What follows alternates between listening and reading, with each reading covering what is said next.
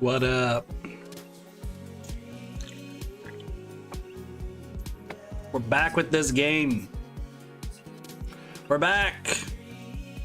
What up, Totoro? What up, Alori? What up, Sparks? Astrid.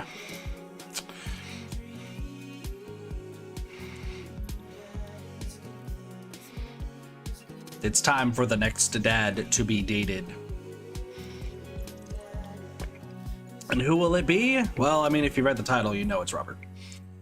So, I ended up looking up, as usual, a few achievements related to Mr. Robert. He has one of the trickiest ones to get, actually. So, here's what we're gonna do. I don't remember if I can skip the intro, but if I can, I will. How do I speed up? Data Damien, no. How do I wake up? I've only dated Craig and Joseph. Build that dad. Build that dad. I don't fucking remember anything. All right, who are we gonna use to date?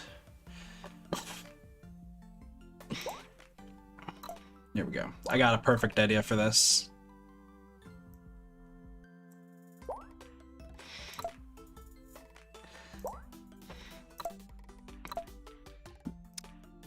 Oh, that doesn't matter. I got a perfect idea.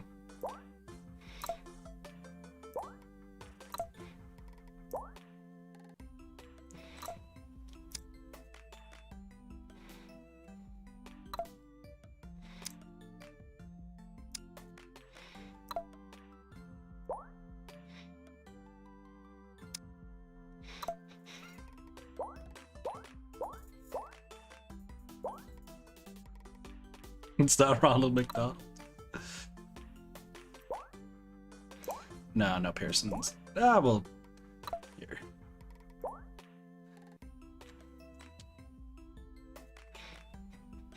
Why does he look so stylish? Why the fuck does he look so stylish? What up, Cheese? Name that dad. His name is going to be...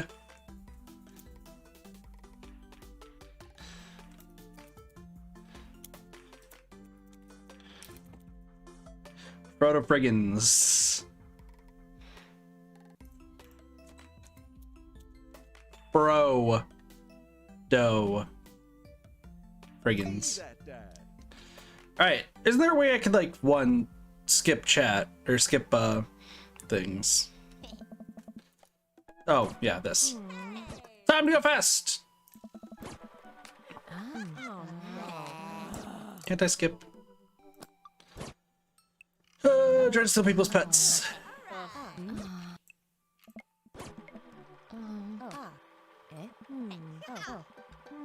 I swear there was a way to, like, skip things.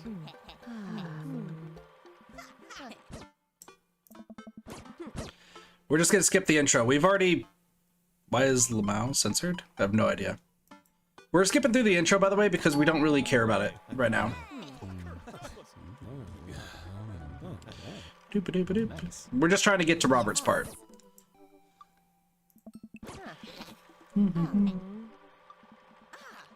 Ah, yes, the creepy ones. Perfect. Let's go grab some coffee, because we always have done this every single time I've played this game, is we always go grab coffee. I think it's Matt, right? Is that his name? Yep. Chai Entwood.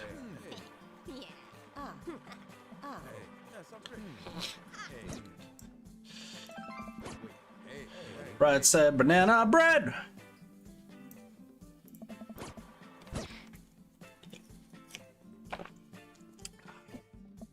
I swear there's a way to skip this, right?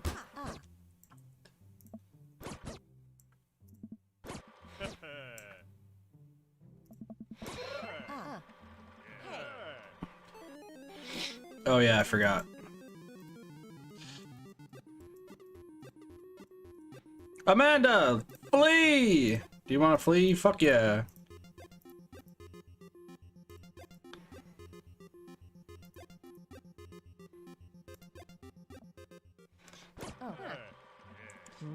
Wow, that actually worked. Time to go take a nap.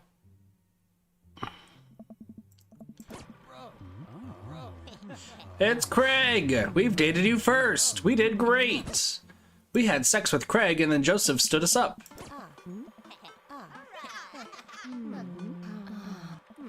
And now we just keep doing this. I'm secretly the mayor of this town. Go to bed. Alright, so I need to do... Actually, there is something I need to do. Go back to sleep.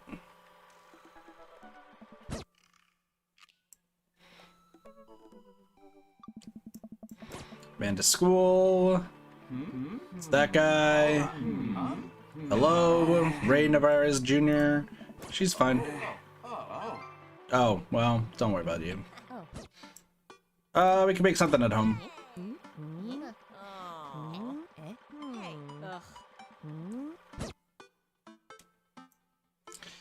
I need to figure out how to go to the bar. Check on bacon.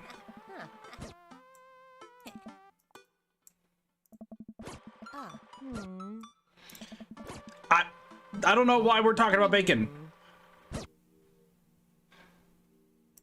Wait, do I have Dad Book unlocked?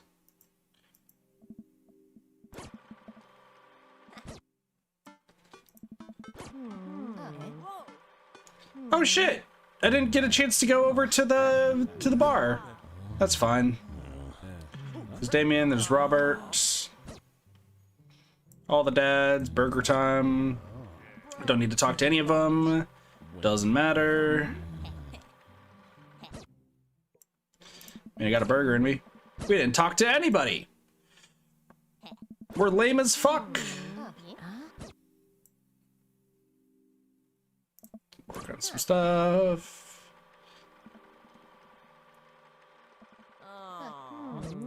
Hello. I was scared. Sorry, Amanda. I'm sorry for freaking out on you. I have to take a nap at the start to go to the bar? Gotcha. We'll do that later. Alright, on Friday nights, I'm most likely to sink into blissful oblivion. If you had one thing to take with you on a desert island, what would it be?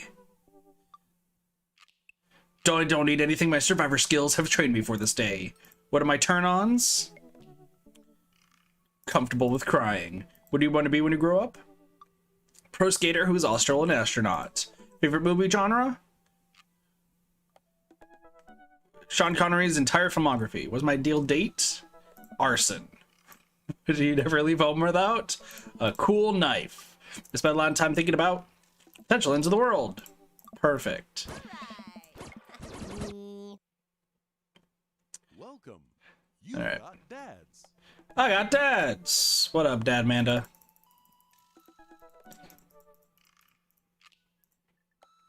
Cool. All right. Well, that's fine. So I also have pizza. Oh, dude, this is the saddest pizza. Look at this. Oh, shit. Look at this pizza. My pizza. It crumbled.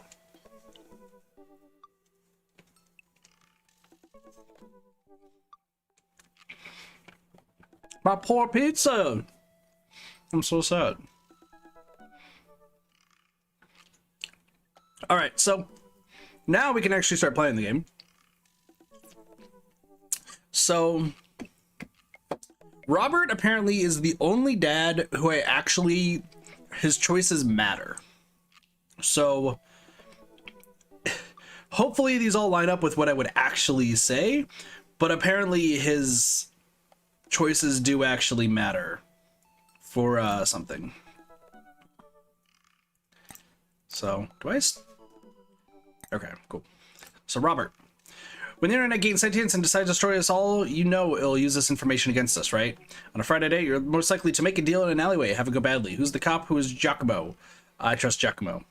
If you had one thing to take with you on a desert island, it would be a gun. What are your turn-ons? Don't talk to me. What did you want to be when you grow up? A grifter? What's your favorite movie genre? Italian neorealism. What's your ideal date? Grave robbing. What do you never leave home without? At least 4 knives. And I spend a lot of time thinking about you. You ever really look into a rabid animal's eyes? True.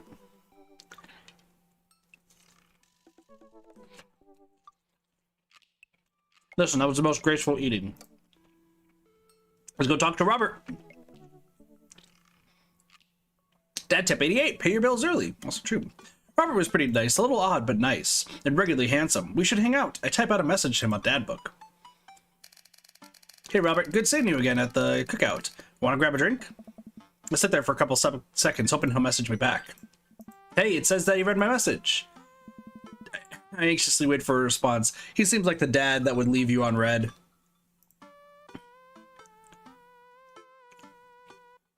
Ah, shit.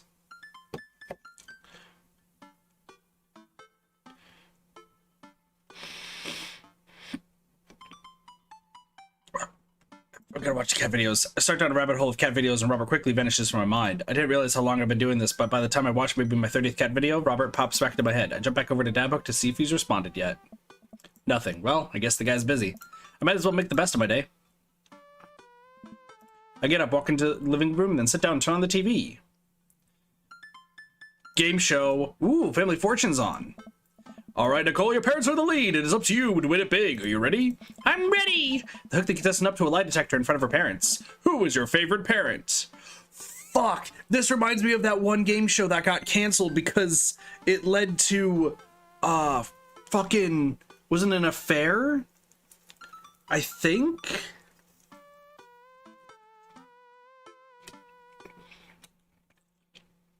It led to I think it led to an affair being revealed live on air, and the person who was on the other end of the affair sued the TV station. So, to explain, I don't remember what it was called, but it was essentially a game where it was I think it was a family-based thing, essentially. So you would have like your wife, your mom, dad, like sitting on the side, and then you would have been hooked up to a lie detector test, and you had to answer all of the questions and everything. And essentially, you'd have to truthfully answer every question that you got asked in order to get up to, I think it was $1 million. But as the money grows, the more harrowing the questions would be, and at some point you can either back out and take the money that you have, or your family members can say they don't want to listen anymore and hear whatever is being said, and not tap it out for you. I remember watching it for a little bit because I was interested. And sometimes it would be like, the question would pop up, and like, sorry. So the question would pop up immediately, and you could see the guy, like you'd see the guy who was answering the questions. He'd be nonchalant, be like, oh, I know the answer to this. But like the parents and the wife on the side are losing their shit, like, oh my gosh, it's gonna be the bad answer. It's gonna be the bad answer. We're at like $100,000. He's gonna say the bad thing. It might be the moment of truth. It might be. It's whatever show had a lawsuit associated with it. But God, if I can recall correctly, what happened in this particular lawsuit is guy was playing, and I think like at a low rank question, he fully admitted to cheating on his wife with somebody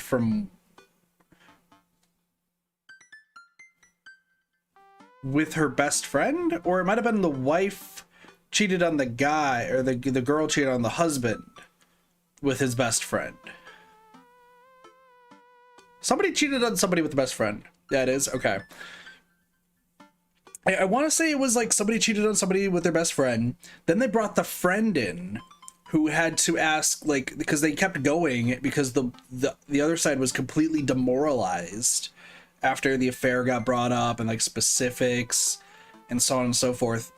And then I think the last question was they brought the friend out, and they had them, they asked the competitor, who do you ultimately choose? Who would you ultimately choose?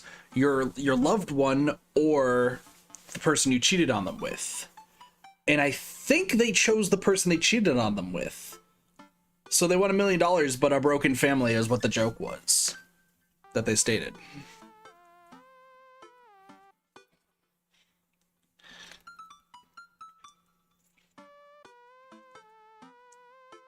Hold on.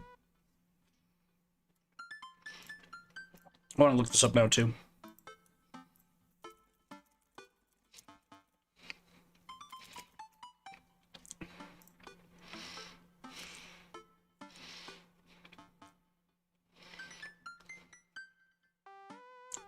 So it's $500,000.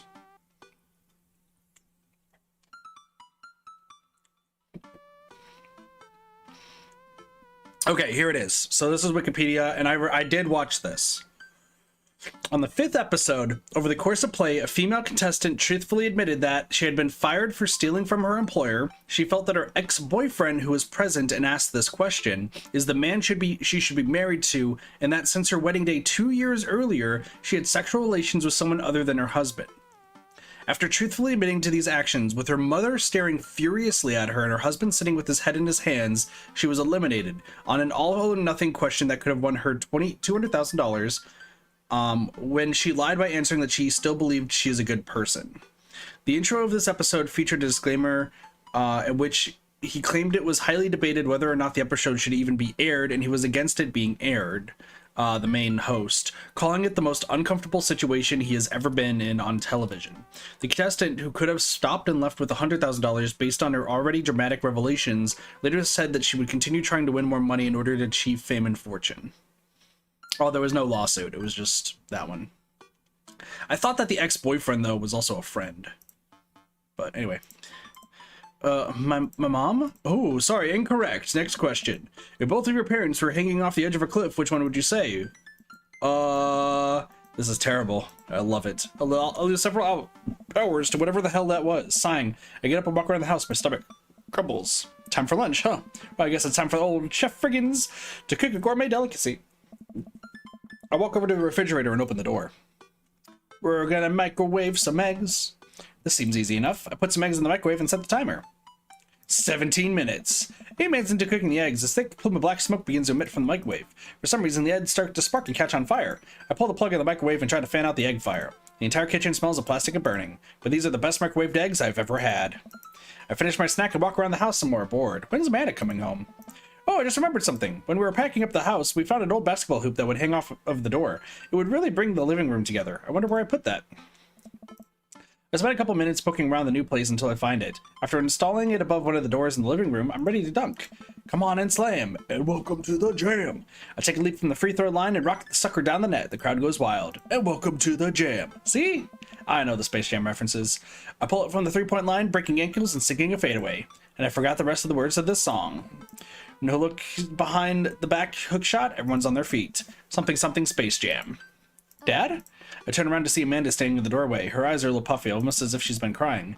Hey, Amanda Panda, you alright? What are you doing? I found the hoop, and I'm taking it to the hole. Pass me the rock.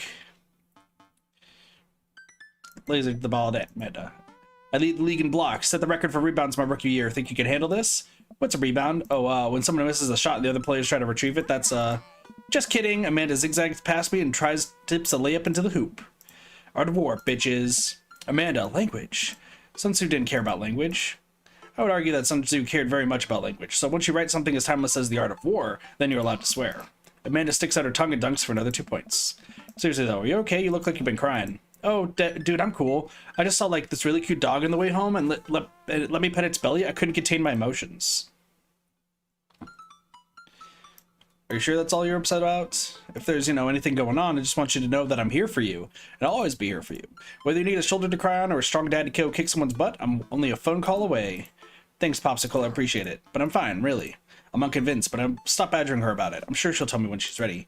Oh, okay, just making sure. Maybe she'd be less concerned with my face and more concerned with full court press. Did I fuck up? Like, why am I not hanging out with Robert? Amanda and I play ball for a little longer, then we cook dinner together. Amanda should not almost burn down this house this time. Afterward, Amanda and I dig into a carton of ice cream over an episode of Chopped Toddler Tournament. What you have in front of you is a molecularly deconstructed sweet potato with a brown sugar demi-glazed with creme fraiche, of course. Why is that a toddler speaking that? I'm very confused. This is literally a jar of baby food. The toddler immediately bursts into tears. Are we bad people for watching this? Yes. Just then, my computer dings. Huh? What's that? Oh, you probably just got a message. Amanda and I walk over to the computer and check Dad Book. It's a message from Robert!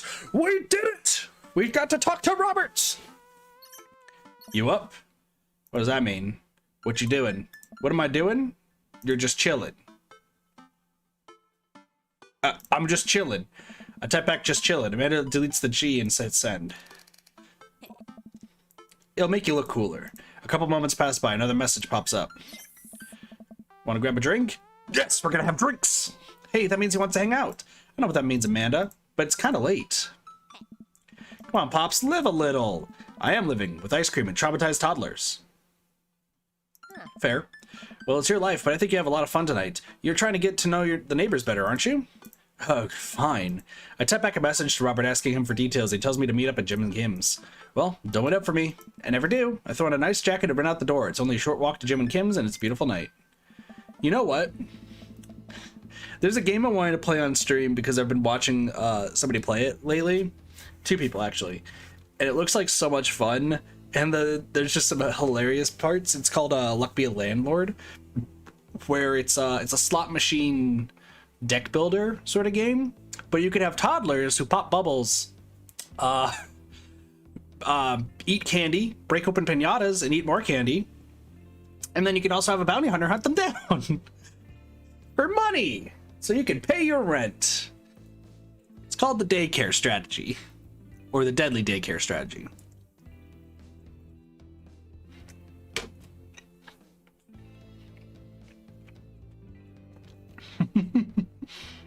It's a great game. Sorry, I'm hungry. It's 4 o'clock. I need food. I walk into the bar and see the usual crowd of barflies drinking beer and watching sports.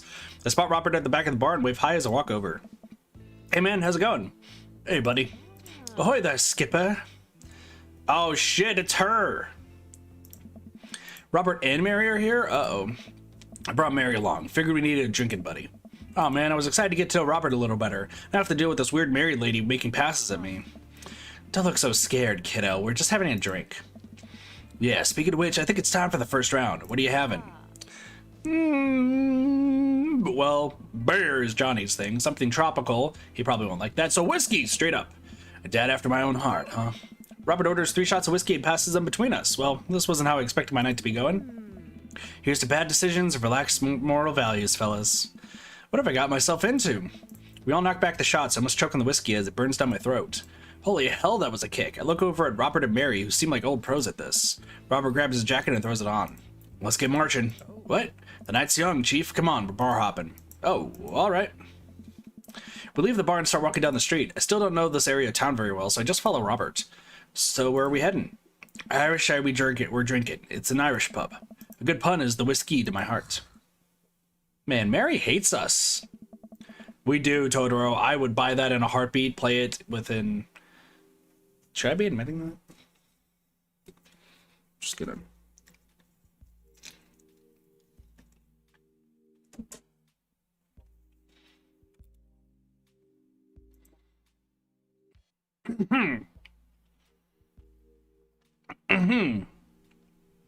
Whistles innocently.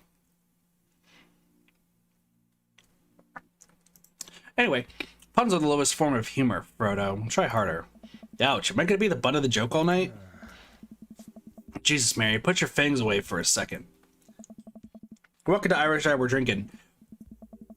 The bar is pretty much the same as Jim and Kim's, except for the old-timey Irish memorabilia on the wall. Next round, what are you having? I mean, whiskey hasn't failed me yet. Let's do it. Robert orders 3 more glasses of whiskey and we post up in the garish green booth. Mary slides in and sidles up next to Robert, which makes me breathe a sigh of relief. Let's sip this one, why don't we? Suit yourself. Mary immediately downs her shot in one gulp and burps loudly. That'll put a hair on your chest. You're truly the paragon of grace and beauty. Mary grabs my drink and sips on it. Hey, Frodo, be a dear and get us another round, will you? I don't know how to process this evening at all. I get up and order another round of drinks for the bartender. As I head back, I see Mary and Robert having a lively conversation. Robert roars with laughter. I don't think I've ever seen the guy smile, let alone laugh. I take a seat across the booth from them and pass out the drinks. So Edith's kid snuck some pot brownies onto the table at the last bake sale, right? And I spot the little hemp-sweet-shirted gremlin in the act. So I go up to Edith with the baggie and I'm about to tell her when all of a sudden she just freaks out at me. You're ruining the bake sale, she says. I should have been PTA president. Your roots are bad, blah, blah, blah. So what'd you do? I told her to have a brownie and that everything was gonna be fine. They both erupt into laughter. I politely follow along with the story. She ate 3. More laughter. Okay, that was actually pretty funny. Damn, she's eating her own pop brownies. She called the cops and told them that time had stopped. Mary looks directly at me. Do you smoke weed? What? You know, the devil's lettuce. I have 2 big fat blunts in my purse right now. Want a blaze?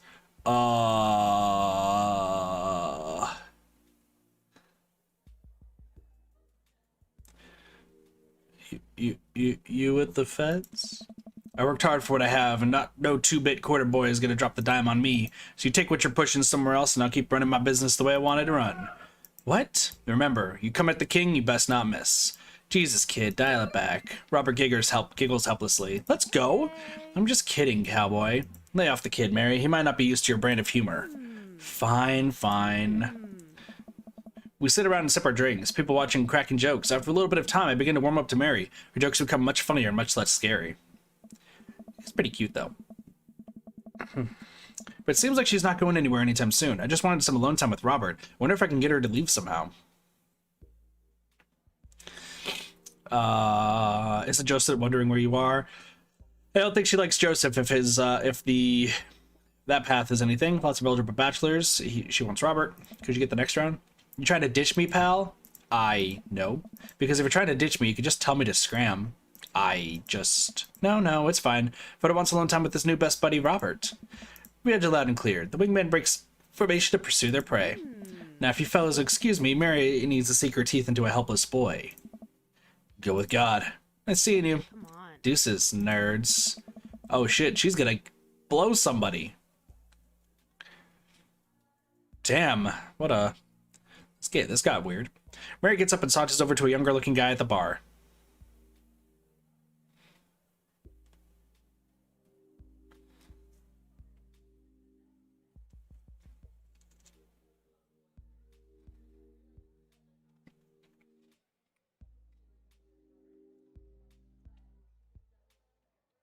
Man, I forgot how this game gets weird.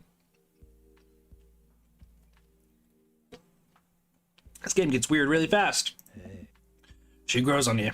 Does she, though? I feel like she kind of delights in making men suffer. Oh.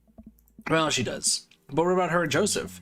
What about him? You know, I'm married, and she definitely tried to get in my pants the other night, and I gestured to her across the bar when she's making goo-goo eyes at the young guy from before. It looks like he's being held hostage.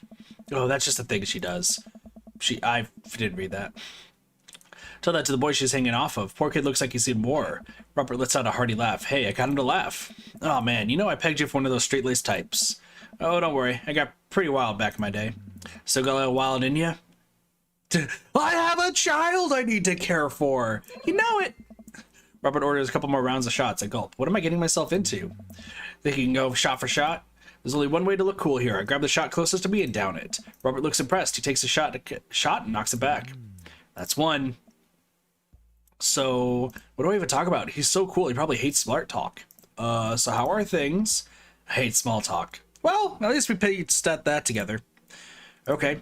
Too many people, and this isn't necessarily you, but too many people think that they have to fill the dead air with noise. Personally, I think they're afraid of the silence, or they're afraid of what the other person's going to think of the silence. If you want some unsolicited advice, just learn to be comfortable with silence. Nothing wrong with 2 people sitting in silence and drinking whiskey. Oh, all right. Robert and I sit in silence and drink whiskey. I take in the rest of the bar. Patrons laughing, playing darts, spilling beer. Mary giving the hard sell to that young man. The young man pretending he got a phone call from one of his friends. Huh, maybe silence is nice sometimes. So, you ever kill a man? I choke on my drink. Excuse me? You know, watch a life drain from someone's eyes. It's not just their life, you know. It's their hopes and dreams draining away. Every memory and experience they ever had gone. No. Great. Me neither. Robert knocks back his shot and motions for me to do the same. I reciprocate. I'm just messing with you. Relax. I laugh nervously. Or am I? Shit, we're gonna die. I laugh nervously again. We sip more whiskey and people watch some more. Mary has her sights set on another man after the other one excused himself to the bathroom and, I assume, crawled out of the window. Gosh, this whiskey's hitting me hard. Gosh, this whiskey's hitting me hard. You betcha. Robert gets up out of the booth, shouldering his jacket. Let's roll. Sorry, whiskey. Inside voices. Let's roll. Wait, what about Mary? Brother, Mary's gonna be just fine. I look over at Mary, who's lying on the bar in front of some Poor Sap. She's singing happy birthday to him while he insists that it's not his birthday. She is drunk as fuck. We make our way out of the bar and back on the street. I'm trying my hardest not to stumble, but man, that sidewalk is just coming right at me. I hope Robert doesn't notice me tripping over my own feet like this is the first time I've ever been drunk. Where to? You'll see. I follow Robert through street lamp spotlights until we eventually arrive at the rundown strip mall. There's a beauty salon, a sex shop, a computer repair store that looks like it's been closed for 10 years, and finally a liquor store. Wait here, I'll be right back. After a minute, Robert returns to 2 wine bottles and brown paper bags. He hands one to me. Cheers. He sits on the curb with drinks. He motions for me to do the same. This is really not where I expected the night to go. I take a sip. White Zinfandel? What? Nothing. I just wasn't expecting. It is delicious, fruity and refreshing. Don't judge me. I start to say something, think of his lecture about valuing silence earlier, and stop. I sip on my wine and watch cars drive by. Let's throw rocks at shit. What? Robert suddenly hurls a rock at a stop sign. The ding echoes throughout the empty parking lot. That felt good. He presses a stone on my free hand. Now you try. I don't know. With feeling. I look at the rock in my hand and look at the stop sign. Back at the rock. Back at the stop sign. I know what has to be done.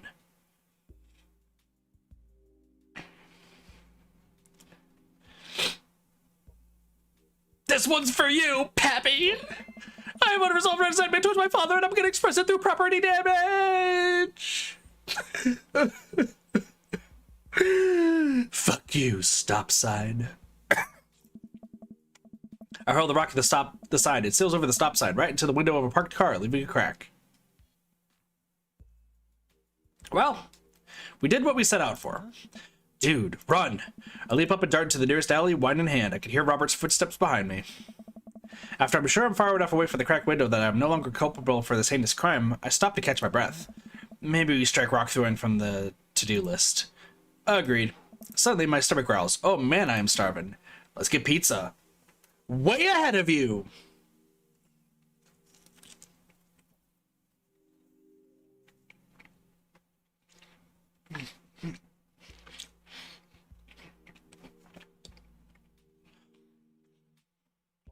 Dude, it was my meat lover's pizza. I got Mountain Dew too.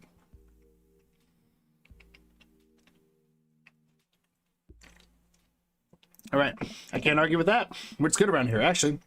I don't even care if it's good. It just needs to be edible in my mouth in the next 5 minutes. Dick? Sorry, what? I know just the place. I follow Robert through a maze of alleys and side streets until we eventually end up in the front of a tiny hole-in-the-wall pizza joint. The bright red neon sign reads, piece of pizza. Ta-da! I can see a few exhausted-looking workers behind the counter, tossing dough and piping hot pizzas right out of the stone ovens. My stomach rumbles again. We go up to the counter and get ready to order. Can I get 2 slices of Hawaiian pizza? Oh wait, Frodo, you're cool with pineapple on your pizza, right? Shit! We're making a statement!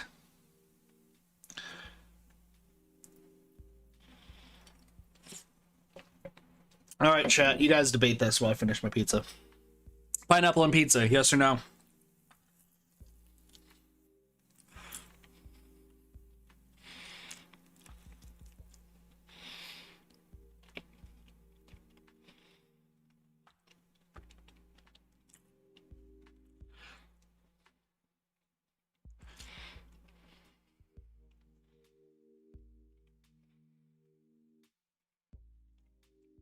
All I have is pineapple pizza as you. Think it's okay, I haven't had in a while? I think, here's my take on it. If it's just straight pineapple on a pizza, no. Because it doesn't complement the cheese that well. It really doesn't.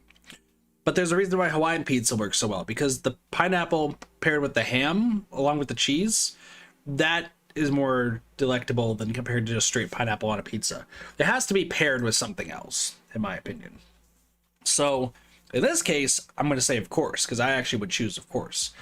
But but it's a Hawaiian pizza. If he's just like, no, I just want a pineapple pizza, I'd have chose no. Of course. We made a minute for our pizza to come out of the oven. I'm practically drooling over at the smell. The cashier hands us a giant slice on the paper plate, so saturated with grease that I'm worried it will fall apart. We take our pizzas outside and wander through the alleyways as we eat. I take a bite. It's absolutely delicious. Pineapple is truly the best pizza topping. You said it. Ooh, okay, that's a little hot take. Man, I feel way better now. You and me both. We hear a noise coming out of a slightly ajar door in the alleyway. Robert looks at me excitedly. Got any more of that wild in you?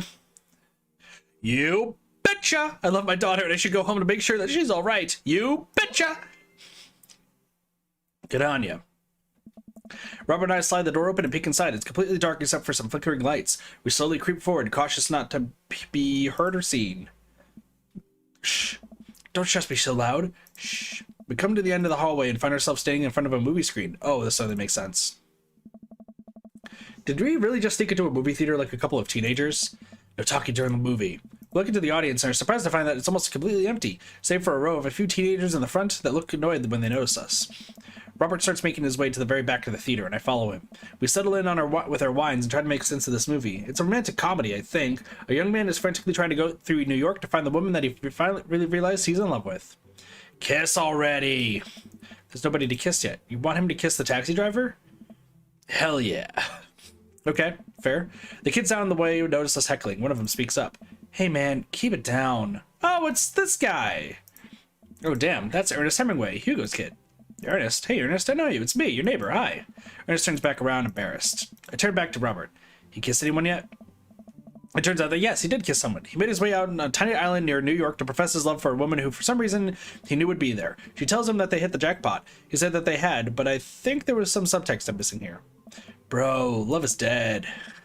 Shut up, it's beautiful. No, you shut up. Ernest grumbles. The credits start to roll. I stand up. Robert immediately pulls me back down. 100 people have worked very hard to make this film happen. You're going to sit here and appreciate them. Okay. He wants us to watch the credits. Okay. Look at that. Elizabeth Shelton. She worked really hard. I bet she did lots of good wardrobe design. Thank you, Elizabeth Shelton, for this beautiful film-going experience. And Peter Anders, catering, fed a bunch of people so that they could have the energy to do their jobs. What a guy. We let the credits roll, but Robert individually thanks every member of the crew. Once it's finally over, he makes sure no animals were harmed in the making of this film. We'll leave to the movie theater.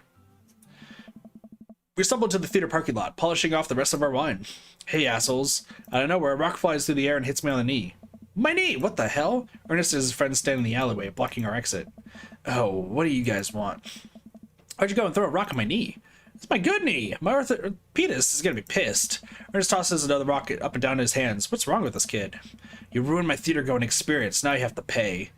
Oh, well, I don't have any cash on me right now, and, like, movies got really expensive. Ernest tucks another rock in my other knee. I'm able to jump out of the way, but I didn't properly stretch before physical activity, and I'm probably gonna feel super sore in the morning. We ruined it for you? That movie was pretty crappy in the first place. Hey, you take that back. That was a beautiful love story with a really genuine acting. You call that good acting? What classicist mainstream slop have you been served your entire life? What? Have you ever even seen any Michael Powell? A Matter of Life and Death, the 1946, easily the toughest 5 minutes of love you'll ever witness. Listen, man. No, you listen. That popcorn-ass drivel the mass media is shoving down your throat will only make you dumber and sadder. You of all people should strive for a higher standard in the art of consume. Your name is Ernest Hemingway, for Christ's sakes. Very true. Oh no, now you've done it. Ernest rushes Robert, screaming like a banshee. Ah! I dive between Ernest and Robert, trying to stop the kid. He lunges forward, kicking me as hard as he can in the knee. Fuck my knee! Robert gets in between Ernest and myself. It's as if he's seeing red. Fuck, my fucking knee hurts. True statement. Alright, buddy. Talk like a punk, get hit like a punk. Robert squares up into a boxer stance. Queensberry rules. 3-minute round with 1-minute reset rests in between. No low blows, fish hooks, J grabs, or high blows. What? And don't even think about pulling an illegal turnstile. That's an automatic deduction of 3 points. You'll have to designate a second if you're unable to fulfill your role as a main duelist. One of your friends over there looks like he's had enough youthful vivacity to handle it. Hey man, I don't want to get dragged into this. This movie sucked. It's too late. You two are bloodbound. If he dies, you die. Sorry, I don't make the rules. Talk to Queensberry. We're just gonna go. Ernest and his friends warily back away. Robert calls after them. The Queensberry Association will hear about this. Consume better content. Once the teens are safely out of earshot, Robert turns to me. Were you able to actually fight that kid? Oh, are you kidding me? I would have never hit a child. That would be despicable. You throw the rules at them, though, they always bolt. Nobody wants a Queensberry-sanctioned throwdown. But full disclosure, I made half of that up. Wow. See, you don't even have to know the rules. You just make them up. Come on, let's get you out of here. Look at this guy. Look at this guy being super chill. Good on you, Robert. Robert and I cool down a bit as we walk back to the neighborhood. I'm so sorry. I got really into the art of filmmaking when I drink. It's okay. I think it's cool how much you like movies. To be honest, I don't know a lot about them myself. Buddy, I got so much to show you. Ever seen a Sam Fuller? I haven't. Fuller is cash. Well, thanks for defending my honor, buddy. It's a little strange when you say it that way, but sure, why not? Robert throws an arm around my shoulder and we drunkenly belt out tunes all the way back. We finally get to his doorstep. This was an interesting night. I liked it. A smile forms in his cheeks, a rare sight. Let's hang again soon, yeah? Yeah. I linger there for a second, swaying drunkenly in the night breeze. Robert claps me on the shoulder. Night, bud. Robert heads back inside and I stumble my way back home. Let's go. Excuse me. Date complete. We didn't get that much whiskey, but we got a lot of berry. Bada bing, bada boom. S-ring. Did he just ask where his pants went?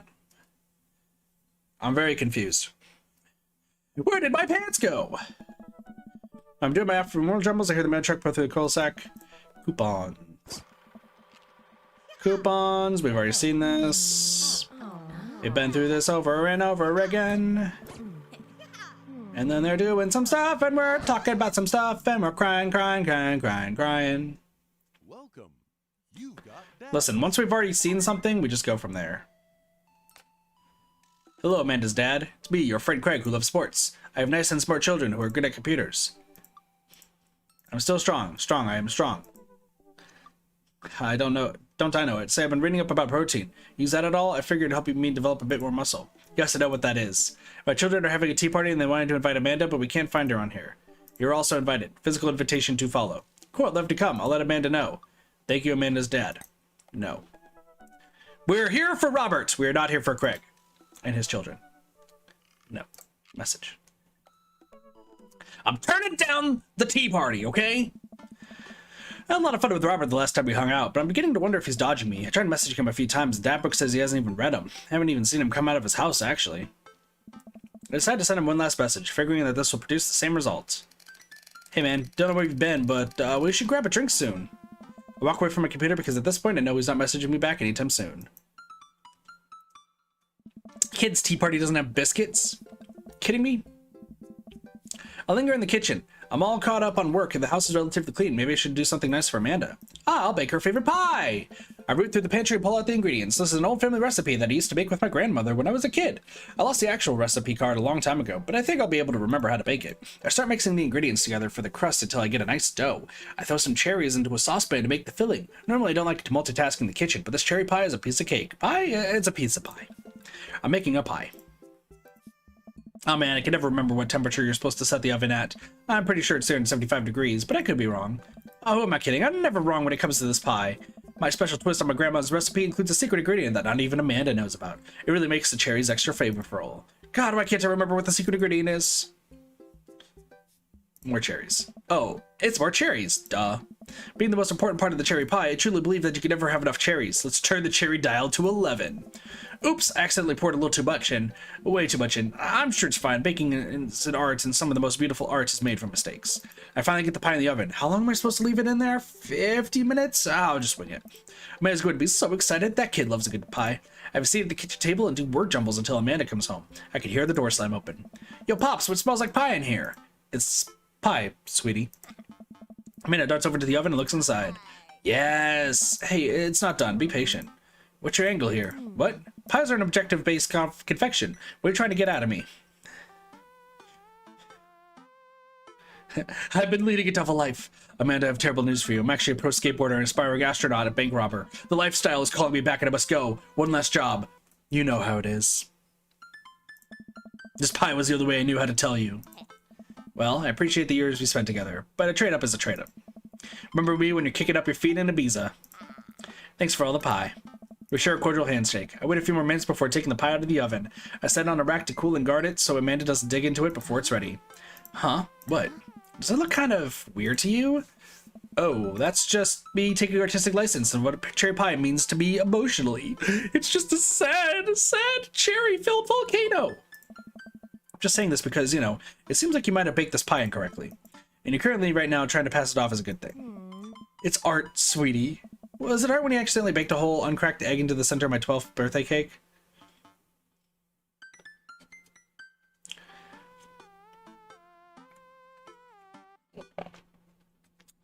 How does that even happen?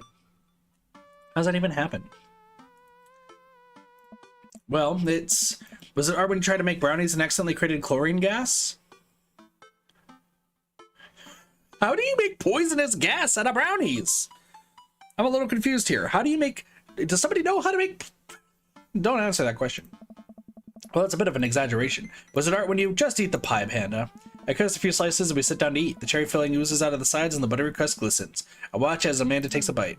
Ugh. What's wrong? Is it not good? Amanda winces and fans her mouth. No, I just burned the heck out of it from my mouth. This pie is amazing. Sorry for doubting you. She still looks like she's crying. I breathe a sigh of relief and take a bite. She's right, the pie is pretty incredible, as it always is. I'm really proud of you for making a pie without burning the new house down. I got a few dad tricks on my dad's sleeve. Maybe fathers aren't as bumbling and stupid as the media makes out to be. Maybe we are, as a society, should have a little more respect for fathers as a whole. Whoa. True. Dad, your sleeve is on fire. I run to the sink and put myself out. Pride will be my undoing.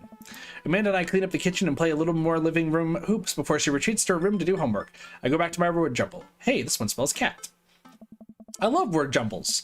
The rest of the evening goes by. We eat dinner, I help Amanda with one of her scholarship applications. We both start getting ready for bed. I decided to check Dad book one last time before I climb into bed. Still nothing from Robert. Hope he's okay. I turn out the lights and lie down. Hey, Frodo. Hey, Frodo. Hey, I'm outside. Come outside. Ugh, what is that? I was just on the verge of falling asleep. I climb out of bed and try to identify the source of the dinging. My computer screen illuminates the dark room. I walk over to it, ready to turn it off, when I notice what's happening on screen. Don't make me honk. I will honk. Get out here. I look out my window and sure enough, there's Robert leaning up against his pickup truck in my driveway. I open the door and try to figure out what's going on. Hey. Hey? Wanna hang? I was kind of sleeping. That's no fun. Come hang out. I would argue that sleeping is very fun. But I don't have anywhere to be in the morning, so I might as well live a little. Sure. Cool. You plan on going out like that? I look down and realize that I am, in fact, not wearing pants.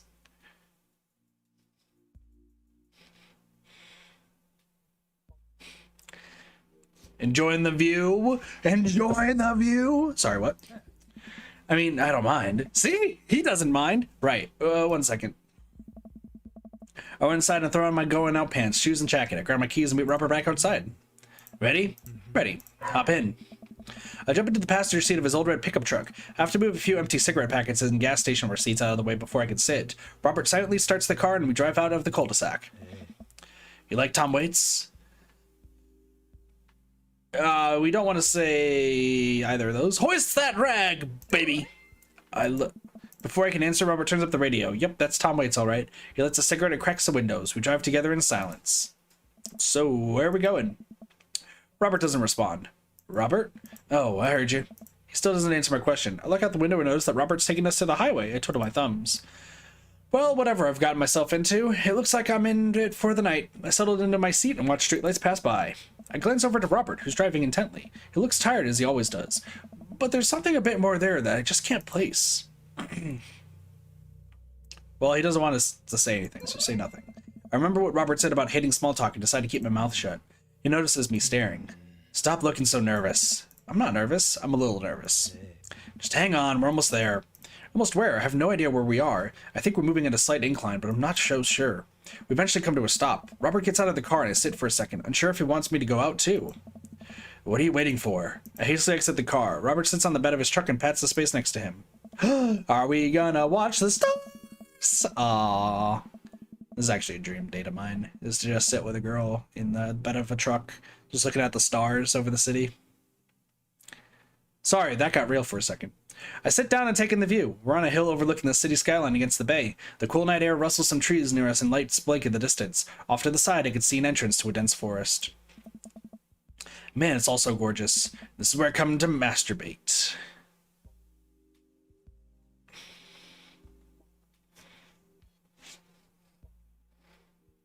¿Por qué?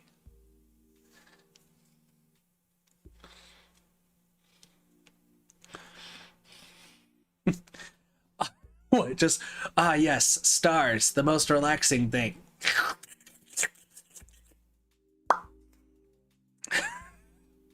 Like, is that where we're going with this? Doesn't need anybody else. Just Looks at the stars.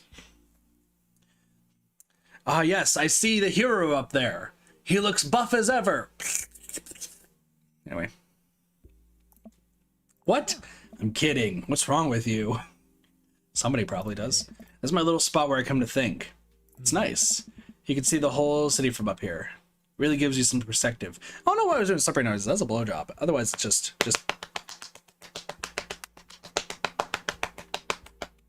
There you go.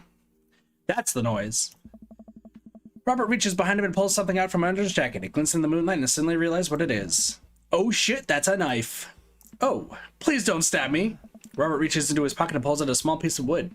Please don't stab me with that either. Robert takes a knife to the piece of wood and starts carving at it. Oh, I breathe a very audible sigh of relief as Robert looks at me sideways. Did you think I was going to stab you just now? What? No. Hate to break it to you, but I did, in fact, bring you out here to harvest your organs. Yeah, well, you think you caught me in your trap, but I knew. For years I've been putting the most vile junk food in my body in preparation for this day. Come at me, friend, and reap what you will. 2 steps ahead of you at all times. That's how I operate. Ha, nothing gets past you, huh? Robert reaches into his pocket and pulls out a folding knife that he opens and hands to me. I'm gonna warn you, the last guy I had a knife fight with lost 3 fingers because he didn't know the 8 basic rules of knife fighting. You're familiar, correct? I honestly can't tell when you're kidding. I'm so many levels of irony deep that I've forgotten what humor is. He and I laugh. Have you ever whittled before? Considering I'm not a grandpa, no. What do you mean by that? Well, I just thought that you would have a block of wood shipped to you along with your first social security check. Frodo, I'll have you know that whittling is a time-honored tradition enjoyed by both young and old alike, that you're dismissing it before you even try to speak some volumes about your character. However, because I've gotten to know you for some time and have come to think of us as friends, I'm willing to attribute it to ignorance instead of malice. What I'm trying to say is, go get that stick. Robert motions to a good-looking stick on the ground, perfect for potential whittling. I pick it up. I've done this before. It's great. It's fun. The most important thing to remember while whittling is to cut with the grain, not against it. If you cut against the grain, the wood is going to splinter. Isn't the most important thing safety? No. Getting hurt comes with the territory. Look at my damn hands. Look at his damn hands. They're calloused and covered in little white scars. They're very nice hands. You can't make a stick omelet without breaking a few hand eggs. It's not wrong. Knife that wood. Oh shit!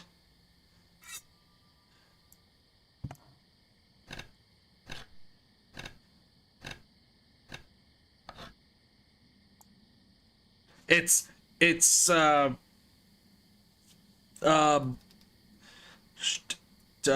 sharp stick. Careful, don't poke yourself with that. I made a sharp stick. I did it.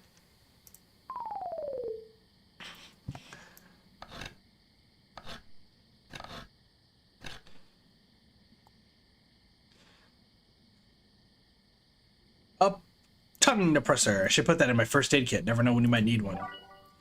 I made a tongue depressor.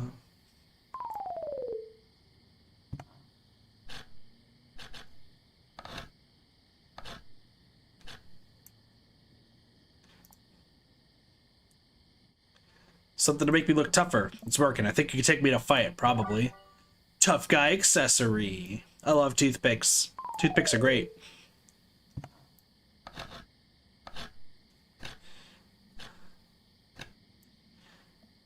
What's this? Ouija board planchette. Now all you need to do is carve up a board with set, and also maybe carve a ghost. I got a Ouija board planchette.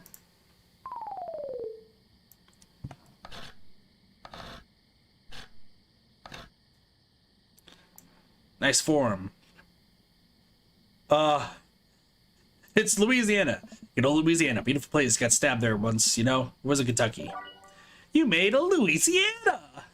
Doesn't look like Louisiana. Are we just doing this for how long? Interesting. What do we have here? Chopstick righty, chopstick lefty, chopstick ambidextrous. It's a stick. You made a chopstick ambidextrous.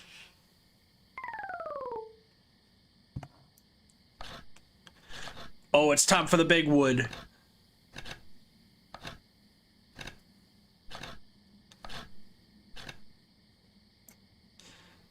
You'll be a wooden pro in no time.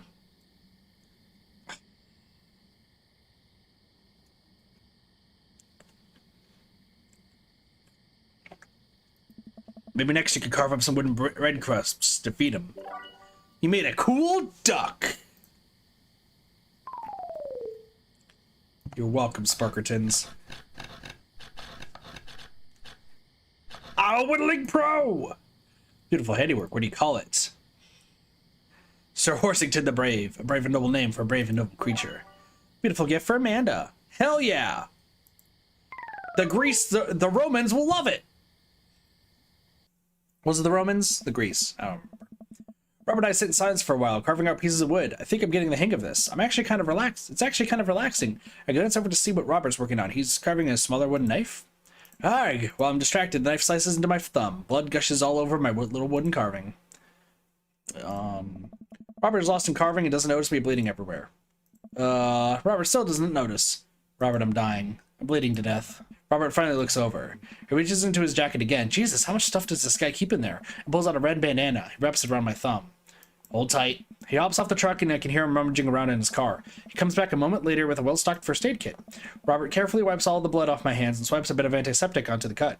With surprising gentleness, he places a bit of gauze on the wound and wraps it all up. You okay? Yeah, I'm good. He hands me what's left of the tube of antiseptic. Make sure to keep that cut clean. It's oddly touching and a little sexy? I guess I'm a real whittler now. That you are. Be careful, though. They're attracted to the smell of blood. Wait, what? What's attracted to the smell of blood? Cryptids. Ton of them out here, you know. Cryptids like Mothman and stuff? Mothman is bullshit, but yeah, this town's a hotbed for cryptozoological occurrences. You're joking. Oh, how I wish I were. I'm a skeptic myself, or at least I thought I was. There are things in these woods that we can't possibly comprehend. I think about my entire time in the city. Aside from the occasional stray coyote, I don't think it's too bad. You ever hear of the Dover ghost? I don't think so. Well, let me tell you a story. I was out in the woods here on a weekend camping trip with Betsy. You don't know Betsy, but she's a big pup. Pit bull. Real intimidating. I feel safe around her. First night goes without incident. I get some solitude. Betsy gets to pee wherever she wants. All good stuff.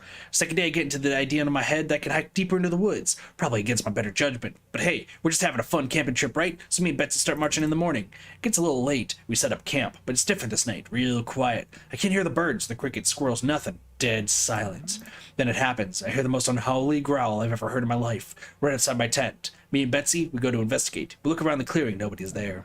But there's this feeling, not sure if I can quite describe it. I know something is watching us. Betsy, though, she's scared. Never seen her like that. When she's scared, I know that I should be too. And then I see it in the distance. A man, but if something that didn't know what a man was supposed to look like made it, it just looked wrong. Big, arms too long for its body, black eyes. It just stood there and stared at me. Then it disappears. I hear one yelp from Betsy and I turn around to check on her, but she's gone, into thin air. I didn't sleep at all in my tent that night. I don't think I've slept right since.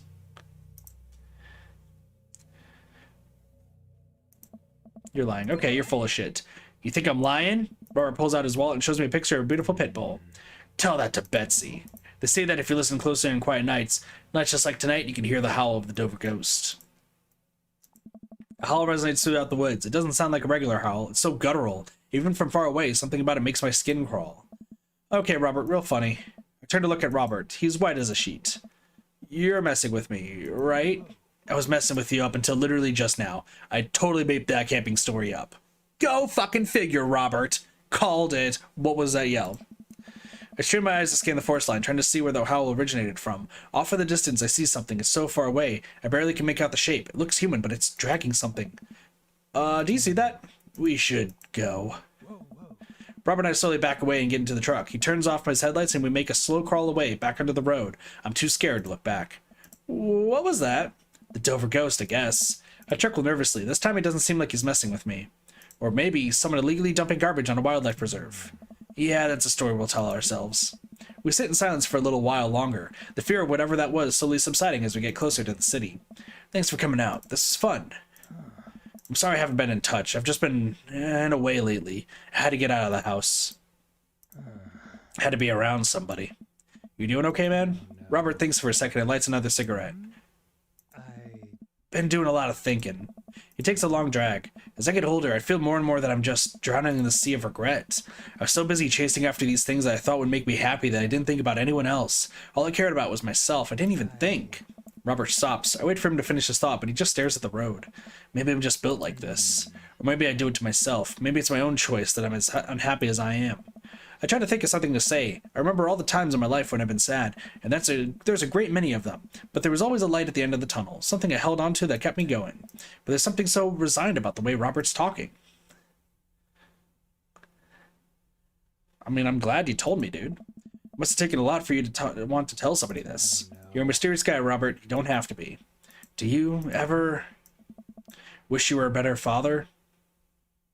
Well, judging by the fact that I am not a father, I can't attest to this, but I'm pretty sure Frodo does. Frodo Friggins. I think about it for a second. All the time. You can read all the parenting books you want, but nothing will ever prepare you for raising a child. There's so much stuff I regret or wish that I could have done better, but I don't have the answers. I don't know if anyone does. It's funny, I look at you and your relationship with your daughter and it seems perfect. It isn't. Just check the stream VOD for Joseph. It didn't go well. At least you're there for her. Oh, we weren't that route. I stare out the window at the blur of passing trees. I just hope I'm a better father to my kid than my dad was to me. What did your dad do? It's more about what he didn't do. He was quiet, stoic. Don't think he ever once told me that he loved me. He cared more about his work than he ever did about me or my mom.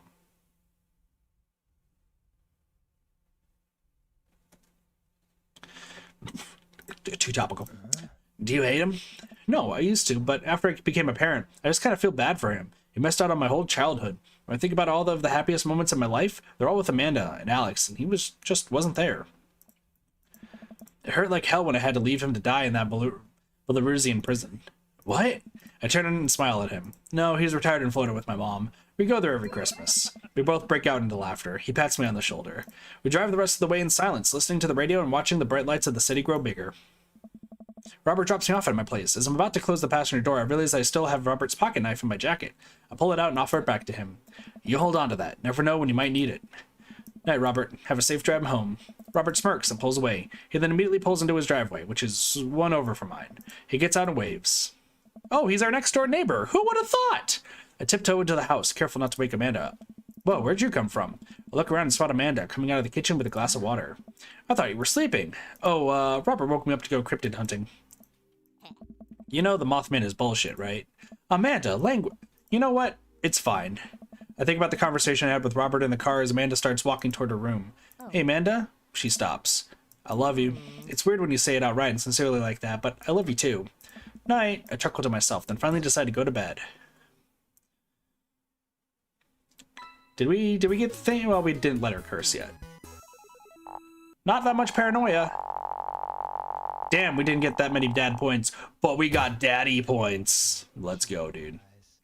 A lot of Food Channel, Grill Dad, whiskey, a lot of blood, quite a bit of truck. And you guys know what time it is? It's time for Fast Forward. Something happened.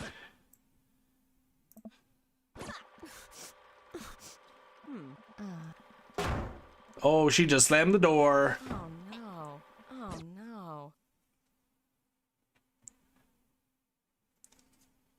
no. This one. Oh no. I don't remember anything. Oh.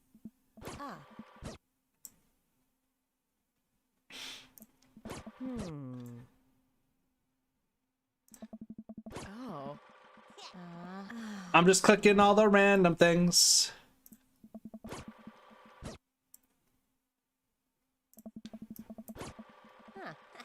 I love you too, Dad.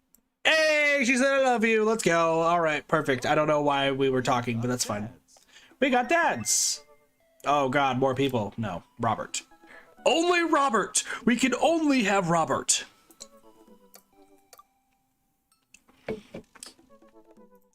Only Robert all the time.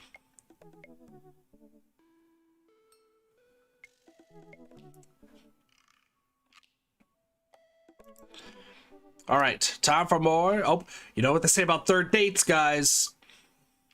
Who's ready for the third date?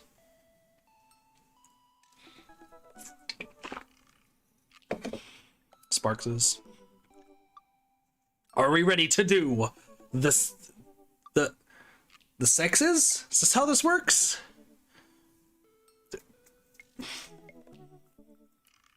Like that? Is that how that works?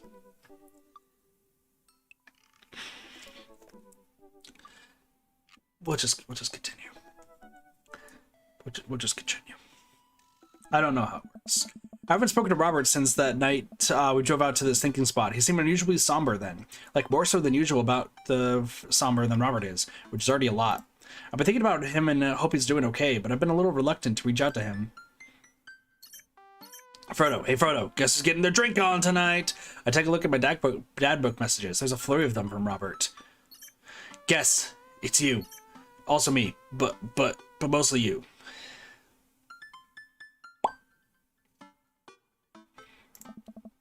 Tap back to Robert. Robert, buddy, tonight, re-ride. Yes, meet me at Jim and Kim's at 8 p.m. Not that I'm unappreciative, but I think this is the first time that Robert's given me more than an hour's warning before hanging out. Let's go? Frodo, looking pretty... Can I... Wait a second.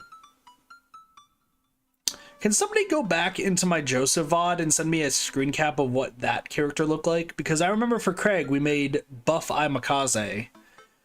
Why do I feel like I made this pretty similar character when we were dating Joseph? Amanda pops her head into the hallway. Music I don't recognize blaring from her room. What's up? I'm hanging out with Robert later tonight. Okay, cool. Robert, who is my friend. I have friends. I'm happy for you, Dad. People enjoy my company, Amanda. Dad, I'm so happy for your continued development as a human being. What are you listening to? Sad shit. Amanda language. What would Grandma think? I don't give a fuck anymore. You can go curse. I don't give a fuck anymore. Amanda Link. You know what? You're an adult now. I gave it an earnest effort for all 18 years of your life. Go forth and swear. Fuck yeah. We did it. Let Amanda say censored. Got an achievement. I really hope I don't regret this later. Fuck shit ass. Fuck shit ass turds. Anyway. Amanda goes back into her room and turns up the volume to hear sad shit. To her sad shit. I put on my going out coat and walk over to Jim and Kim's. I spot Robert leaning against the brick wall, smoking a cigarette. As I get closer, I realize that he looks a little different. Cleaner, I guess. It actually seems like he combed his hair and his clothes are less wrinkled than usual. Hey, you take a shower just for me? I'm working on my relationship with existence. We both stand there for a second and don't say anything. Robert finishes his cigarette and abruptly goes inside. I follow him. By the time I get inside, Robert's already at the bar ordering 2 whiskeys. I spot a booth in the back and claim it for us. Robert slides in and hands me a glass. To you! Here's to your continued existence. We clink whiskeys and I watch him sip his, rather than his traditional approach of slamming the whiskey back as quickly as possible. So what's the plan for tonight? Hit some other bars, maybe grab some pizza? I think that'll kill some time before we go burn down that old abandoned house in the woods. It's definitely not as fun as if it's abandoned. Mary pops over to the back of the booth, a glass of wine in her hand. She punches Robert in the shoulder. Where's my phone call? Sorry, figured you were busy sinking your teeth into some poor sap.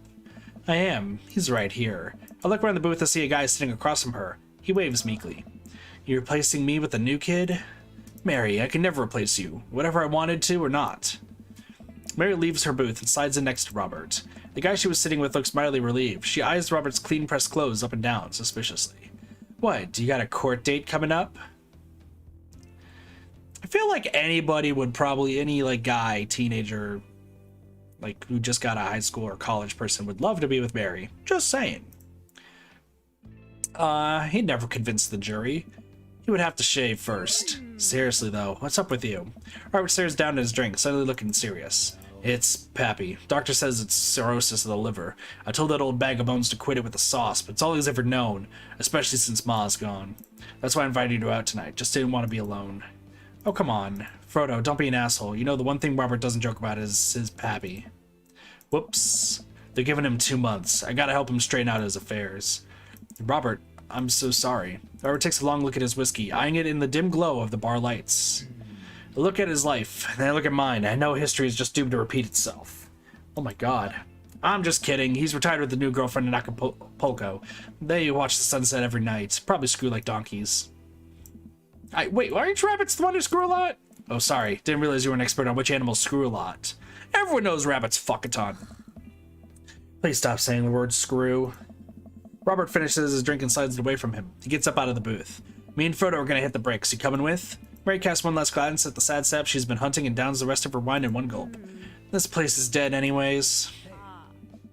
We exit the bar and find the typically empty street filled with a small crowd of people. At the front is a guy who with a really deliberate attitude and bad posture. He carries a lantern that he shines up at his face for dramatic effect. What's going on? Looks like it's one of those walking ghost tours. They do that in this part of town all the time. I've always wanted to do one of those. You know, all the stories are fake, right? Pretty much all my stories are fake. This is research.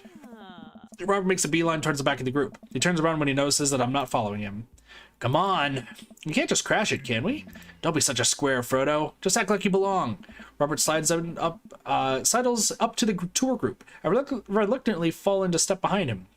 Well, here goes nothing. Hey, it was in the place in 1694 that the most infamous witch trials were held. It's this guy again. To date, we do not know if the people burned at the stake were actually witches, but it is widely reported that their ghosts still haunt this hapless dive bar to this very day. It was actually 1692. What? And the site was over by the coffee shop down the road. I'm sorry, who are you? Daniel Sturgis, ghost historian. And this is my colleague, Dr. 80s reference. Dr. Loomis, paranormal investigator extraordinaire. We're touring America's most haunted locations as research for our new book. You may have seen our guest cameo on Paranormal House Hunters, Extreme Edition. A couple of people in the group stare at Narnet, nodding. Man, Robert's good at this.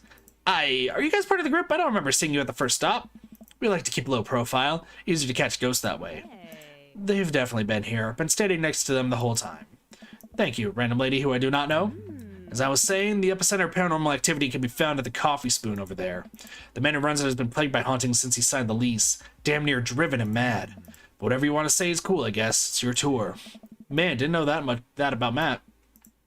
Wait, Robert's making this up. The rest of the tour group listens intently to Robert's every word. I think the tour guy can tell that he's losing the group. He seems to be getting flustered. Thank you for your contribution and knowledge, Mr. McSturgis. Let's move on to the next haunted location. Robert, Mary, and I follow the group down the street. Dude, this poor dude! This poor dude has been, like, shit on in almost every route.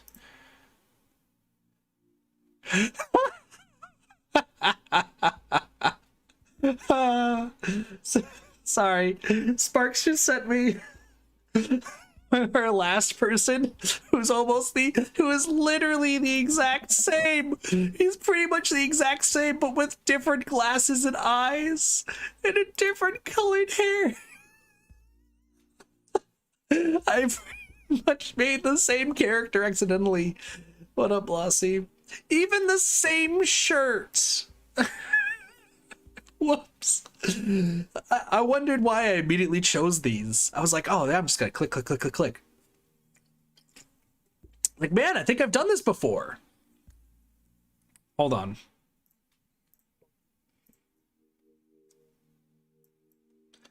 Let me pull this up here. So just for reference's sake, sorry, we're gonna do this real quick. Properties here. There's our two. That's the Cotton Can, who we made for Joseph's route, and Frodo Friggins, who we made for Robert's route. This is like, look, the why are they so similar? I'm very confused. That tour guide shirt's cool. Yeah, everyone in the group gets one if we make it to the final location. I turn to Robert and grab him by the shoulders. I need that t-shirt. Well, guess we're in this for the long haul then. Just follow my lead. Don't rush to it just suspicion. We'll have cool ghost shirts in no time. Our group arrives at the old decrepit colonial-style house. A quick pause on the tour. My name is Quinn, but most people on the ghost tour call me Tourmaster McQuinn. I'm a DJ, trivia master, and part-time actor. I do private ghost hunting events, birthday parties, MC bar mitzvahs, and perform traditional vaudevillian mime work. Tourmaster McQuinn gives out headshots to all of us. His resume is on the back. Stage stuff. Anyway, here's a little bit of history for you all. This was the home of a noted American author, Dorothy Pembridge, whose prose and wildly popular in the late 19th century. It was in the attic of this very home where she wrote classics as The Diaries of Victorian Mistress, Lady Fitzwilliam's Courtship, and The Ghost of Sea Captain Reginald Barclay. She unfortunately died of consumption shortly after the turn of the century, but several people have reported that on some nights you can see a light from the attic, where the ghost of Miss Pembridge continues work on her latest bestseller. I guess you can say that she was consumed by the work. No reaction from the crowd. This guy needs to work on his dad jokes. Actually, consumption is the popular cover-up. Little-known fact is that it was a murder-suicide. I'm pretty sure she died of consumption. Sure, and we definitely didn't hire Stanley Kubrick to elaborately fake the moon landing. That's the watered-down, censored version they teach you in school. But if you can't handle the real story, I understand. It's not for the faint of heart. Can we... I think everyone would much rather hear what this world-renowned ghost historian has to say. Right, everybody? The group member is in agreement. I forgot. This guy is also clinically depressed. This is a topic we covered extensively in our book. Dr. Loomis, would you care to tell us the story? This one. In the 19th century, Dorothy Penrose was credited by protecting New York City with potentially world-ending paranormal forces. Despite her success, her ragtag group of ghost hunters were disbanded by government officials. However, after learning that the ghost of Virgo the Carpathian has taken interest in her son, her and her ghost-busting friends launched a mission to defeat the ghost and once again save New York City. Hey, isn't that the plot to... Nope, it's not. The tour guide sees this as an opportunity to take back the group and address us with some razzle-dazzle. Haha, what an interesting story! Now, I just want everyone to know that the next location is extremely terrifying. If anyone thinks they can't handle it, feel free to excuse yourselves. Alright, I'm bored. Mary turns to a young guy looking at his phone and taps him on the shoulder. Hey, kid, fancy buying a gal a drink? The guy looks up at her and smiles. Only if the bar is haunted. Honey, I can show you the most haunted place in town. I think I can exorcise your demons, if that's what you're looking for. Don't write checks your dick can't cash, kid. His eyes go wide. Mary salutes me and Robert. She suddenly pulls me into a hug and murmurs into my ear. When you've known Rob for as long as I have, you know when something's wrong. Keep an eye on him for me tonight, okay? Aww, what a rush. Welcome. Sure, Mary. Good man. Mary pats me on the back and pulls away. She takes the guy's hand and leads him down the street. She's getting some dick tonight. Take it easy, fellas. God help that poor soul. Mary or the kid. Both. Our last stop, this burial ground is such a hotbed of horrifying paranormal activity that I'm not even sure where to begin. There's the wailing ghost of the Wharfman, the vampire Maple Bay, the children in the moonlight. What about the Dover ghost? By this point, the tour guide is clearly irritated with us. What about it? No, nothing. I just think it would be a crime to come all the way out to this cemetery, the actual origin of one of New England's most notorious paranormal entities, and not even mention the infamous Dover ghost. That's not a real thing. This is absolutely not a real thing. I think someone needs to brush up on their paranormal history. I know tons about paranormal history. I know every ghost story in this area. I can guarantee there's one you don't know. Robert looks over at me and smiles. Would you folks care to hear the tale of how Loomis and I met? No. The entire group shushes the tour guide. Okay, fine. Tell the story. Well, it was a dark and stormy night. I wasn't always a paranormal investigator. Way back when, I was just, traveling grifter like Robert. Moving from town to town, always looking for my next mark. It wasn't an easy life, but I had fun. Taking for the rich, given to the poor, actually also taking from the poor. I had a shaky moral foundation.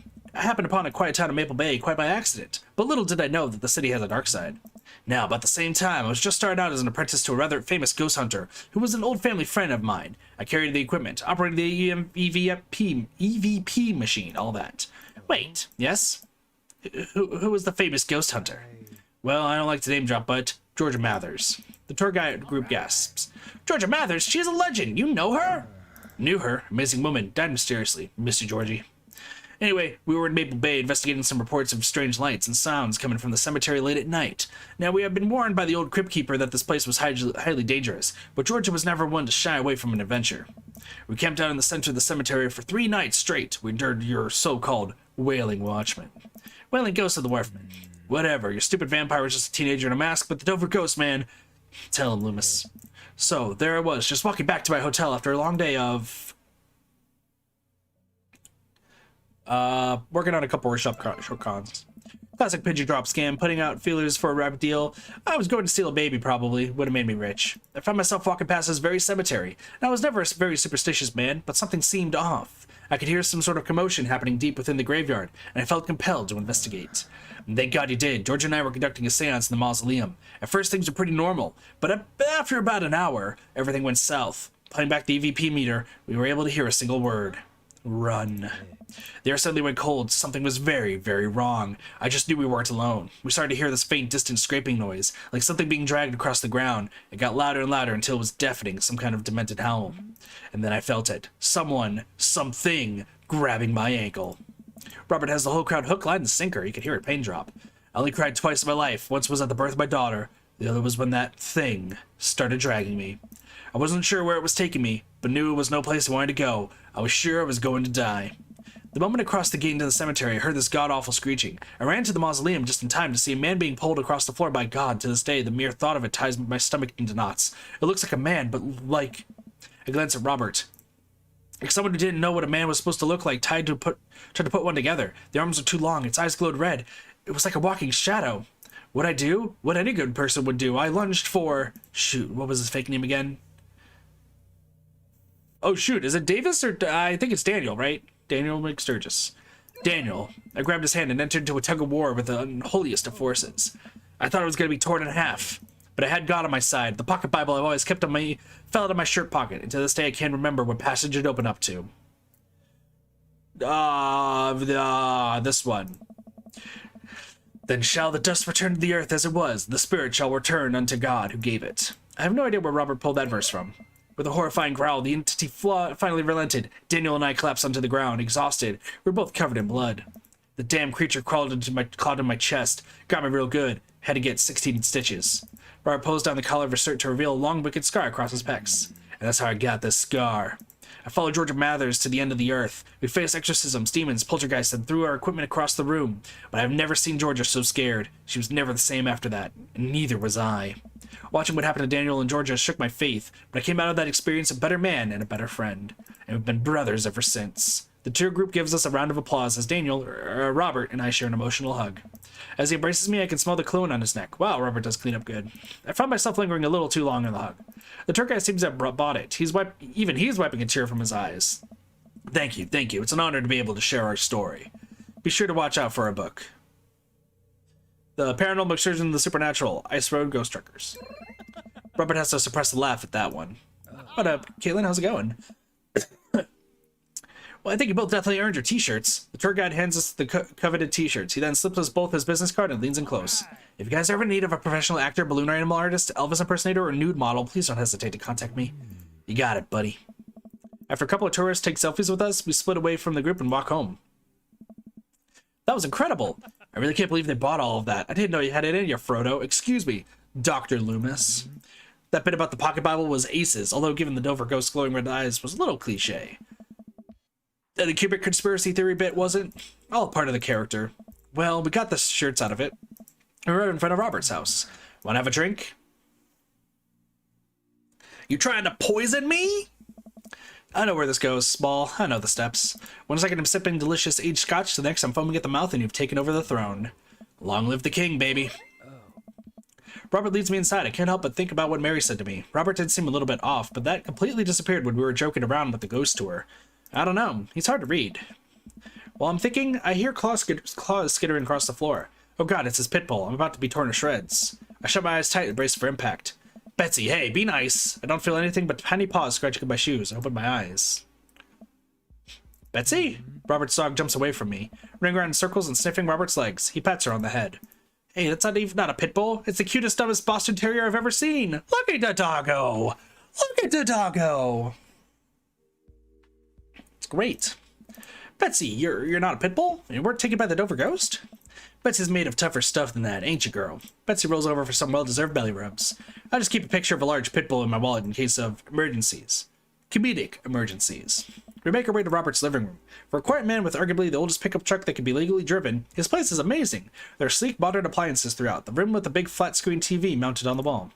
He has shelves upon shelves of DVDs. Guess he wasn't lying about being really into cinema. He pours us both glasses of whiskey from a well-stocked bar in the corner while Betsy curls up on a pile of cushions. So, how did you really get that scar? And don't tell me you got it while fishing for Alaskan king crabs in the Bering Sea, or something. You trained me too well. Robert laughs and takes a sip of his drink. My daughter and I were riding our bikes. I hit a rock, flew over the handlebars, then we went to the hospital, and that's it. Not a very interesting story. I never heard you talk about your daughter. Well, I have one. That's her. He points at a picture on the wall of a very serious little girl with dark eyes. Yep, that's definitely Robert's daughter. How old is she? 25? 26? Not too sure. Does she live around here? No, Val lives back home in Brooklyn. Works at some new media online magazine thing. Makes buckets, though. He suddenly seems very serious. I probably shouldn't press him about it. You like Santana? Yes. Great. Robert puts on Santana, then takes a seat on the couch next to me. He suddenly downs his drink in one gulp. Hey, are you alright?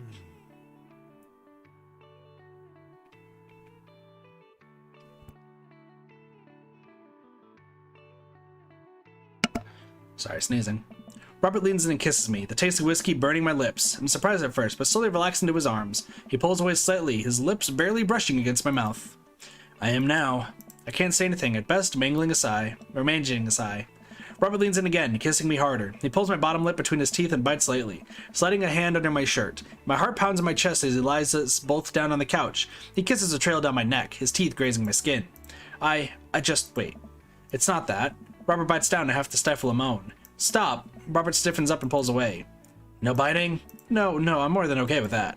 Something's up. Robert runs a hand through his hair and looks away. I'm fine. I've just been kind of stressed out, tired. Not a big deal. Listen, I want this as badly as you do, but I know something's wrong. I need to make sure that you're okay. Robert stares at the ground. You don't know me that well, Frodo. I'm not a good person. He takes a deep breath.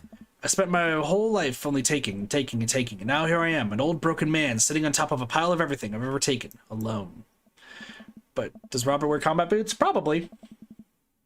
But I want to know you. You don't have to keep hiding behind fake stories and acting like you don't have feelings. He sighs heavily. It's Val. She's visiting tomorrow. She wants to patch things up. Are you, I'm sorry, but is this a bit? No. When was the last time you saw her? 3, 4, I think. Months? Years. I sit up straight. Jesus, Robert, what happened between you two? I don't want to talk about it. Robert and I sit in silence, neither of us wanting to look at each other, both of us unsure of what to do next. Fine. Things were already bad between us. I cared about her. I always did. Things just got in the way. And before I knew it, she was leaving for college, wanting nothing to do with me. Marilyn and I moved out of here to settle down. We thought it would help to get away from all the distractions, all the money, the drinking. But temptation gets to you. I tried to be better, but I just couldn't. And then the accident changed everything. I think every day about how she must have died hating me. I never became the better man that she wanted me to be. The one she always saw in me. She was the last thread Val and I had connecting us together. I didn't know that when I lost my wife, I was going to lose my daughter, too. Aww. Robert, I spent so much time chasing after things I thought were going to make me happy that I ruined my only real chance at happiness. Now my wife is dead and my daughter hates me. Then I convinced myself that this, he gestures vaguely in my direction, was going to make me happy. Why do I even try anymore? I'm so sorry. I know how hard it is to. No, you don't. How could you possibly know how this feels? You did everything right. Your daughter loves you. You're a good person. I was a terrible husband, and I'm an even worse father. I have no idea why she's even bothering to contact me now. I know I'm just gonna fuck it up like I always do. I'm broken. I shouldn't even go. Robert puts his head in his hands. We need to tell him what he needs to hear. Nothing's going to change until you do. Robert pauses, and he looks at me. There are a lot of things in my life that I regret, that I wish you could take back or do over, and it hurts so much to know that I can't. But what I can do, and which you have the privilege of doing tomorrow morning, is to wake up and try to be a better person than you were the day before. Things aren't going to fix themselves tomorrow or the next day. Patching things up with Val isn't going to solve all of your problems either. But nothing's going to change if you don't, and you can't love anyone else until you stop hating yourself. And you're right, I don't know you that well, but you have the same capacity for good that we all have. I know you can find it. Val is giving you a chance. Don't waste it. But, Robert, listen to me. It's going to be okay. But, I lean over and embrace Robert, pulling him in as tightly as I can. He buries his head into my shoulders, hugging me back. It's going to be okay. I place a hand on the back of his head and stroke his hair. He shudders, then sobs, and I realize that he's crying. Thank you. We stay there for a while, holding each other. We both eventually drift off to sleep. And then we fucking, I guess. No mandals, but we got dad jokes, paranoia, crime, ghost tours, and tour masters. But we're fucking. If it bleeds, we can kill it. S-Rank got the knife, Dad. Time to end the game. Ooh, I think I have everything finally set up. Amanda should be here any minute now. I think that's her car in the driveway. Be cool, Frodo. Be cool. Okay, so we've seen these before.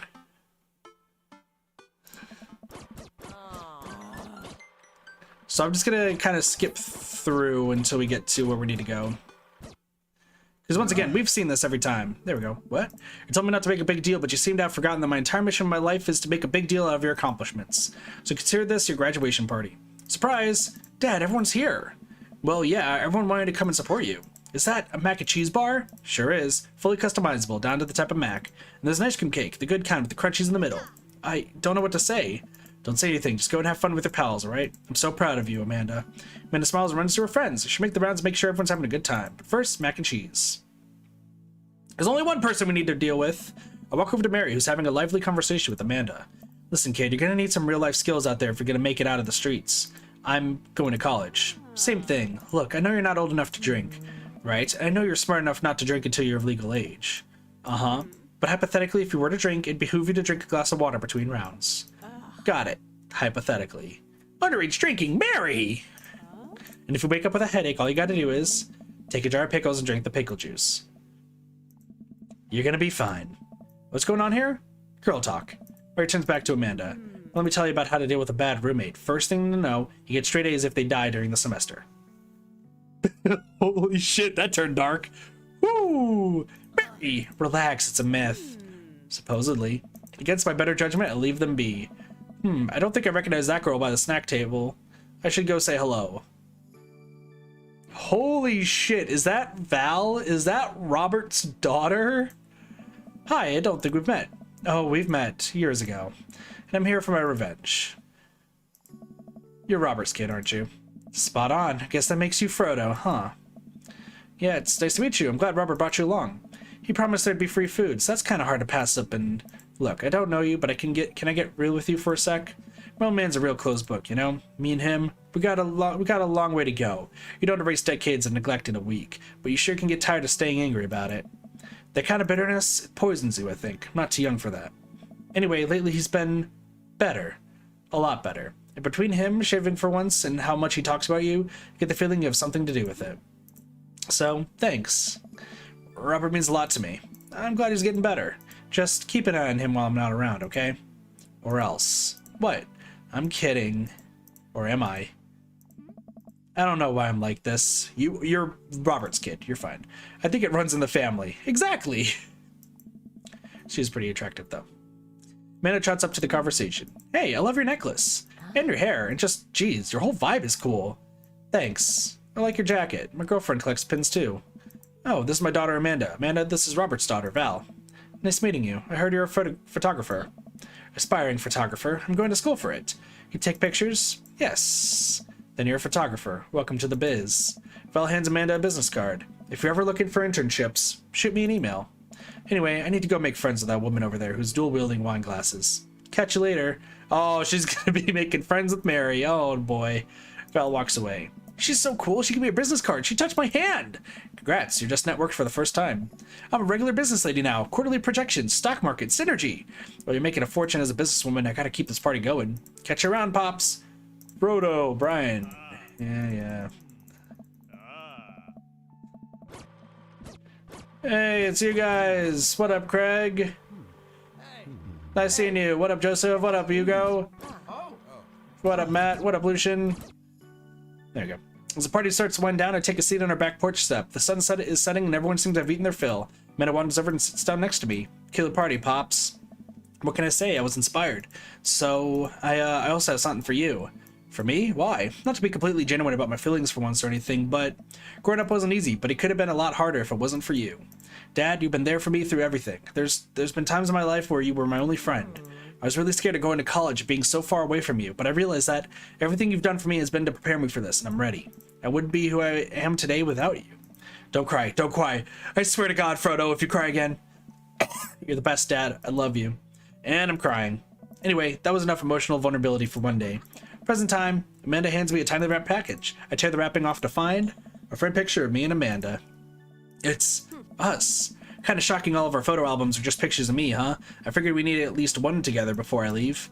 Amanda, thank you. Watching you grow up has been the happiest experience of my life. You're such a talented, intelligent young woman, and I'm excited to see what the future holds for you, even though in this run we literally just ignored you the entire time. Again. Lock 'em dead, kid. Always do. Amanda and I share a hug. This is only the beginning, Pops. Plenty more memories for us down the road. Memories to make and stuff to break, right? Oh, and I'm gonna break so much stuff intentionally and unintentionally. We're probably gonna have to pay for most of it.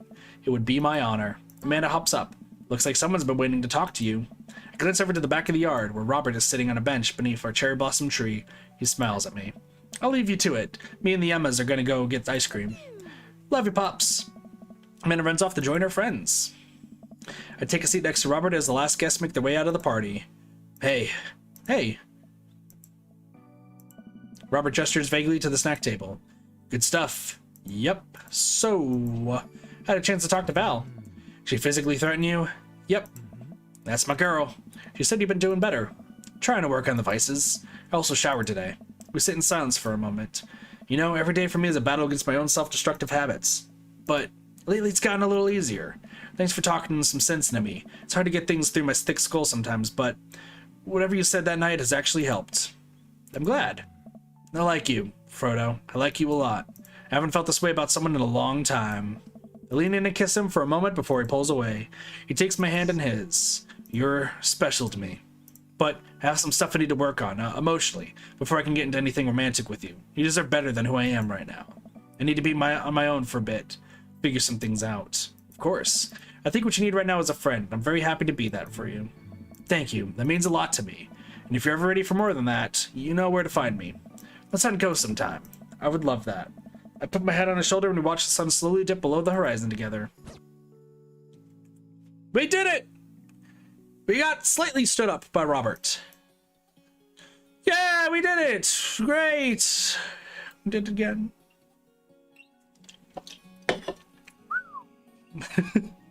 That's a third dad done. But we're not done with this yet. We did it. Just guys being dudes. True. Oh, what the heck? Look at that. Aww. Lovely picture. All right. Time to do this. You guys ready for this?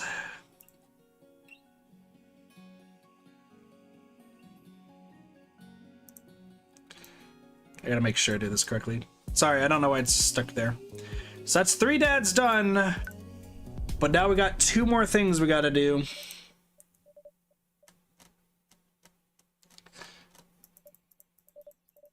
Oh. Dad. So let's make... Alright. Now that we have the knife from Robert, we can do this, I'm hoping. We tried last time and it didn't work.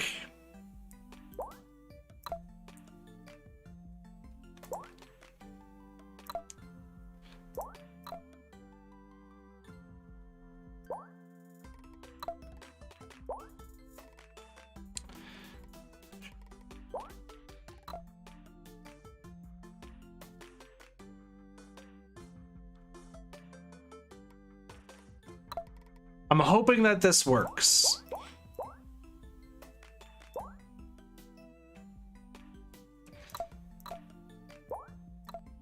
Name that dad. Does this work? All right, we finally got it. We finally got it. All right. So, for finishing Robert's route and Joseph's route, we get access to this. Viewer discretion is advised is I think something I need to say. If you're here, you found that one secret path that you have to work really hard to get. You're clearly pretty clever, so since you've already met all the conditions, we'll let you skip straight to the ending if you want. Free of charge. Or you can still play through the game knowing what at the end to get to the entire story, up to you. If you have no idea what we're talking about and somehow got here by accident, nothing to see here. Maybe change your dad's phone up a little, change your name, and we'll just send you on your merry way. Give me this nightmare. Get ready, everybody. Get ready. Note from the creators. Hey, we originally put this into the game because we're big horror fanatics, but cut it out before release for obvious reasons. But then people found an old version of it buried deep within the game files anyway. We absolutely acknowledge that this ending is conceptually messy, and if the existence of its souls are experienced with the rest of the game, just know that it's totally non-canonical. We made it intentionally impossible to get unless you're actively seeking it out so nobody could stumble onto it by accident. So without further ado, here's the cult ending. I'm ready. Yawn, what time is it? Must have been asleep for ages. I wonder what happened now that Mary's gone. What about Joseph's kids? And how will Amanda feel about all this? Well, we have each other. That's what matters. I guess this time will tell. Time will tell, right? Better get up and greet the day. Wait. Am I tied up? What the hell? How did I get here? What's going on? Joseph? Anybody? Don't panic. You're probably just dreaming. Why would there be a dungeon? An evil dungeon? Why would there be an evil dungeon here? This can't be real. Maybe I had too much Twilight Rogue. I'm dreaming or something. Oh, this isn't a dream. I see someone at the end of the hall. It's just a shape. I can barely make out any features. Who's there? Can you untie me? You can try waking up if you'd like. I'll even pinch you if you're into that. Please, I don't know how I got here. I think there's been a mistake. You trust me, right? I mean, why wouldn't you? Joseph, Jesus, what is this? Are you into this kind of thing? I wish you would have warned me. Into this kind of... Always liked you, Jimmy. Goal-oriented, anchored by family, the rock in a shallow sea. I had a whale of a time last night.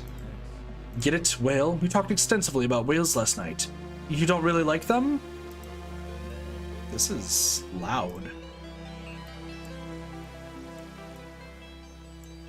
Sorry, that's loud. You're not in a joking mood, I get that. His voice is different, this whole situation is different. The way he's talking, it's... dastardly? Sadistic? It could be both. Throw another one in there. Wrathful, that's one good. Wait, how did he... I'm very perceptive, a good listener. I heard all of those impure thoughts, Jimmy. And about a married man, no less. I'm pretty sure that's a sin.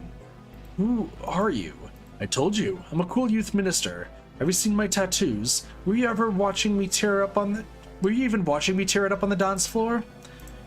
It used to be a lot more fun. Well, hi, my name is Joseph. I have an alcoholic wife whose life I destroyed. Poor Mary and their kids. Joseph laughs. My kids? Those aren't my kids.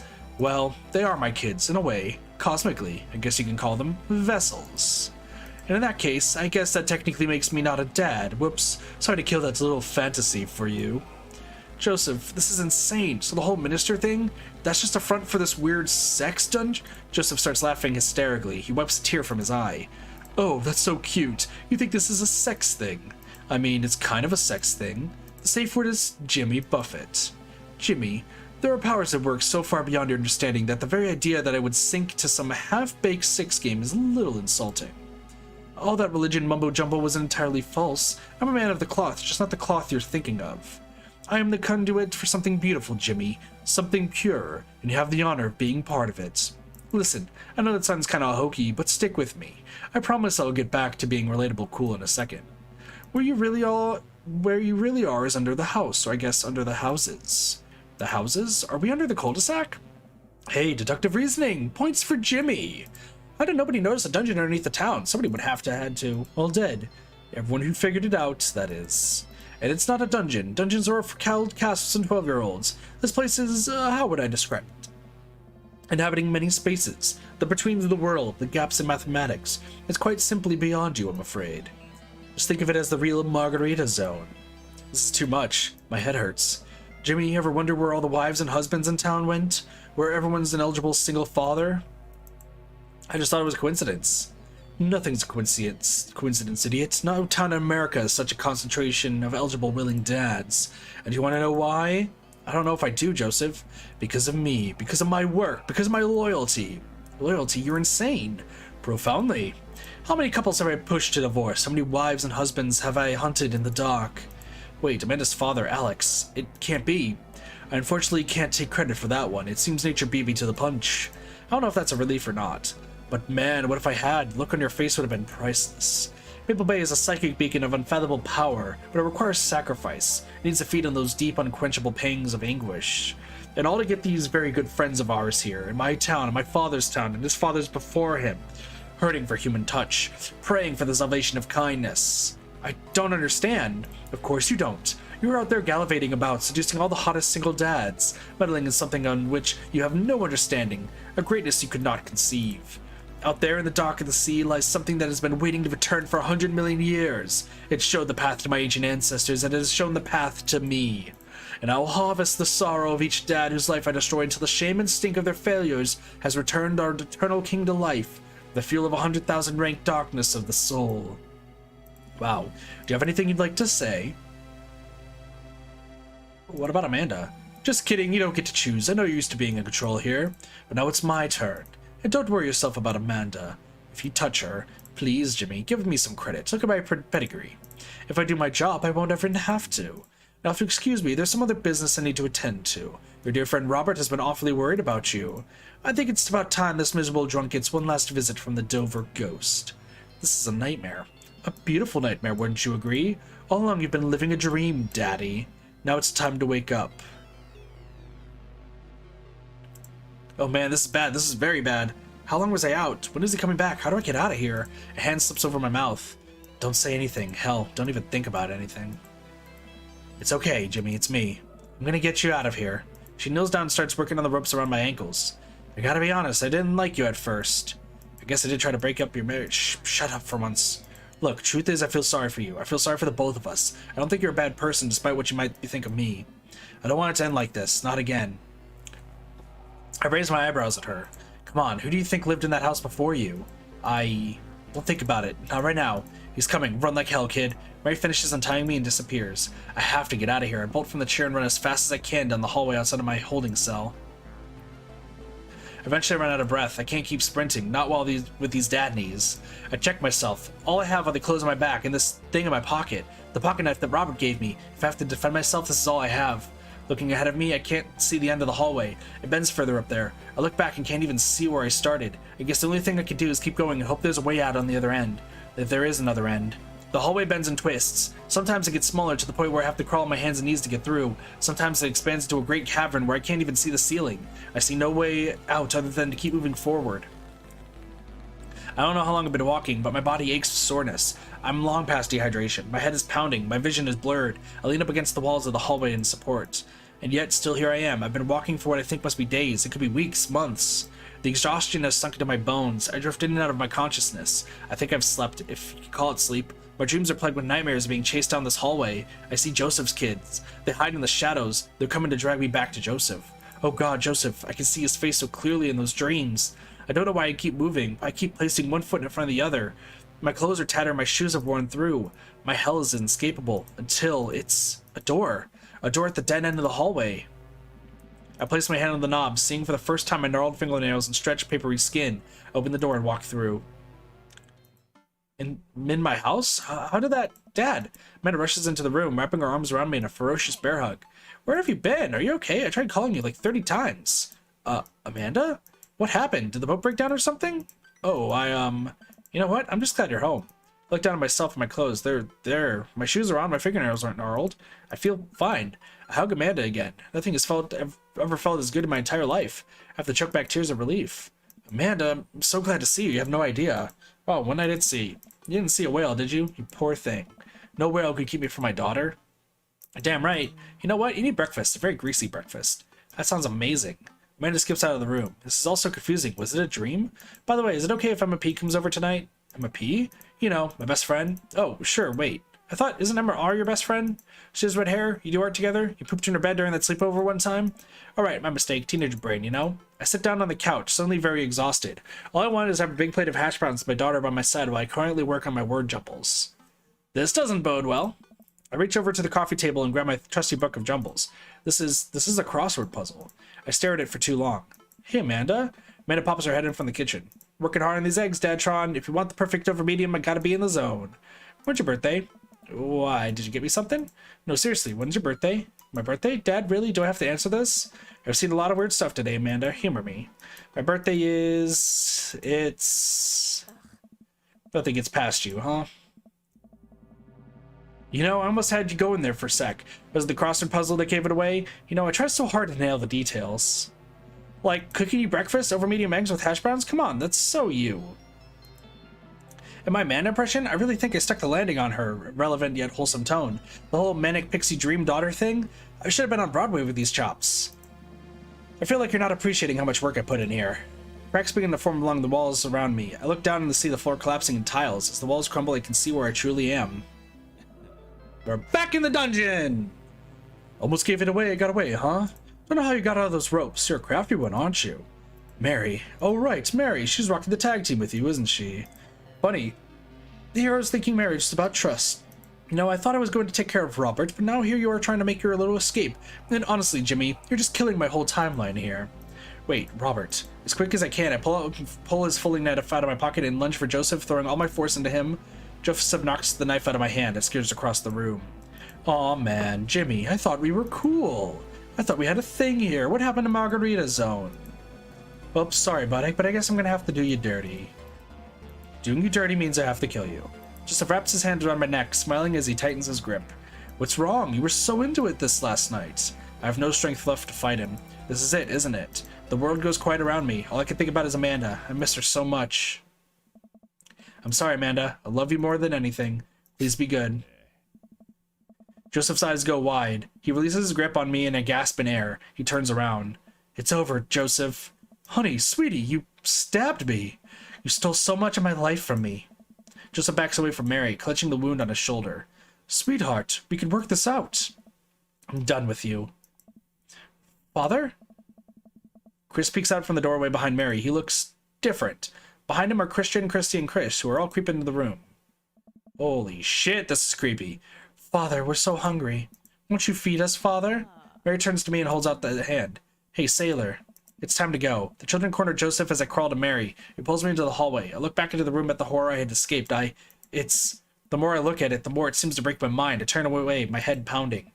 This body is but a conduit, Mary. I'll see you in your nightmares. What the hell?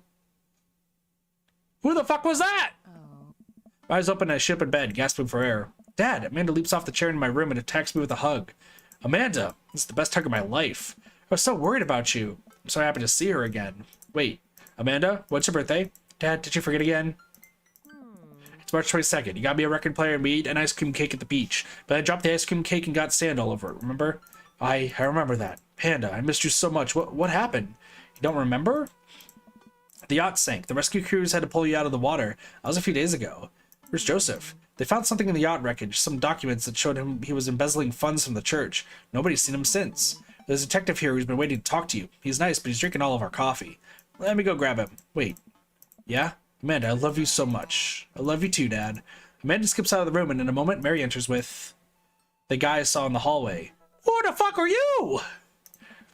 Rise and shine, bucko. Mary, are you okay? You know, it was a real shame what happened to Joseph. I had no idea he was doing what he was doing to the church. I can't believe it ran once the feds showed up, leaving me to take care of our 4 beautiful children on my own. But don't worry, they're staying with my parents out in the Midwest till this all blows over. Mary stares at me, waiting for me to say something. Good answer. Glad to see you both got your stories straight. I'm happy you're okay. I was worried about you. Thanks, Mary. Mary cracks a smile before turning to leave my room. Take it sleazy, fellas. Once the door closes, the man pulls up a chair and sits next to my bed. You don't know me, but I know a lot about you, Jimmy. Been keeping tabs on this for a while. Who are you? Graves, Detective Saul Graves. The strange and mysterious forces that work here in Maple Bay.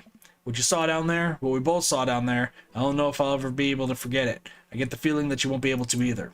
It's my job to get to the bottom of it.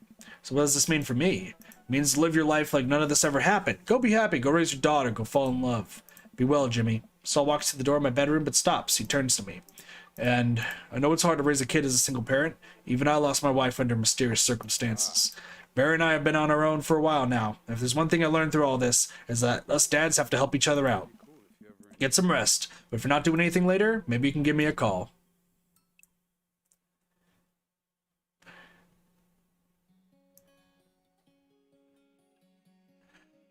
What a fucking secret ending that was. Holy shit.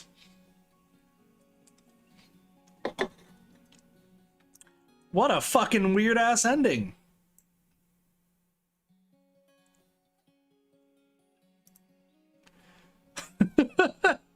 Holy shit.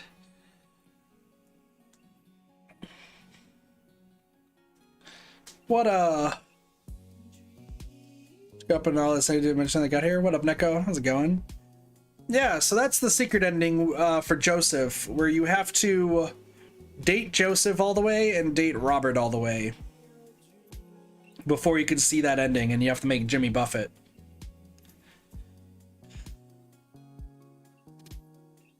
Which, yes, that's non-canonical. That's not canon in any sort of way. So if anyone's like, I think the game just got ruined by me seeing that, it's not an actual ending of any kind. It was just a thing that they made. Insanity? I gotcha. But now we got one more thing we gotta do before we switch games, y'all. We got one more thing left to do. And it involves our good friend... Kill that dad.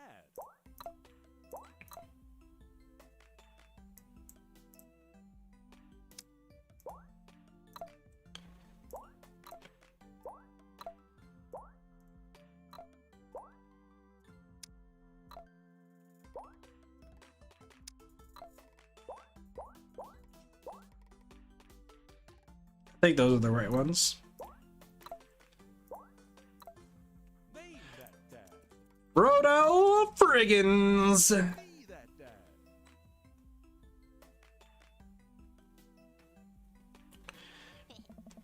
We need to sleep with Robert on the first night.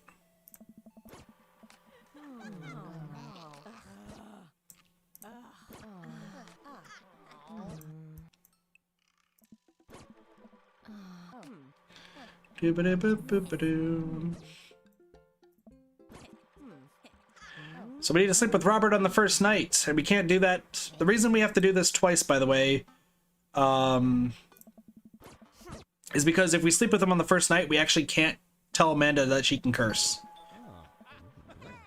So, what up, Joseph? You're not creepy at all. Alright, so we need to just go straight to sleep, I think is what Totoro said.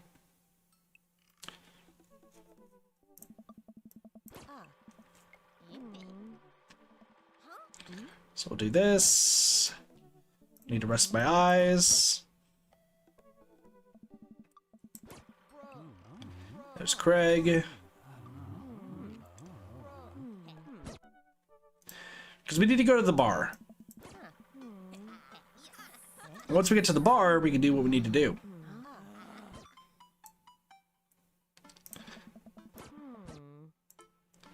Go to bed.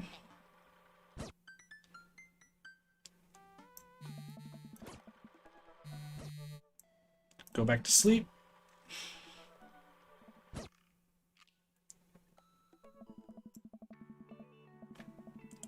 I think I did this wrong again. Hold on.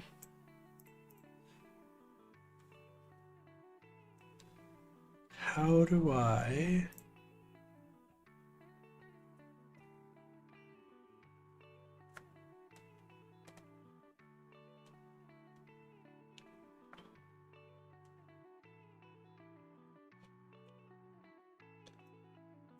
Oh, whoops. Hold on.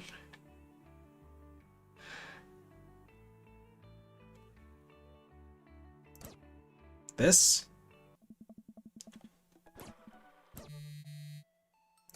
No. Meet Joseph. I need to watch the game. So I need to rest my eyes.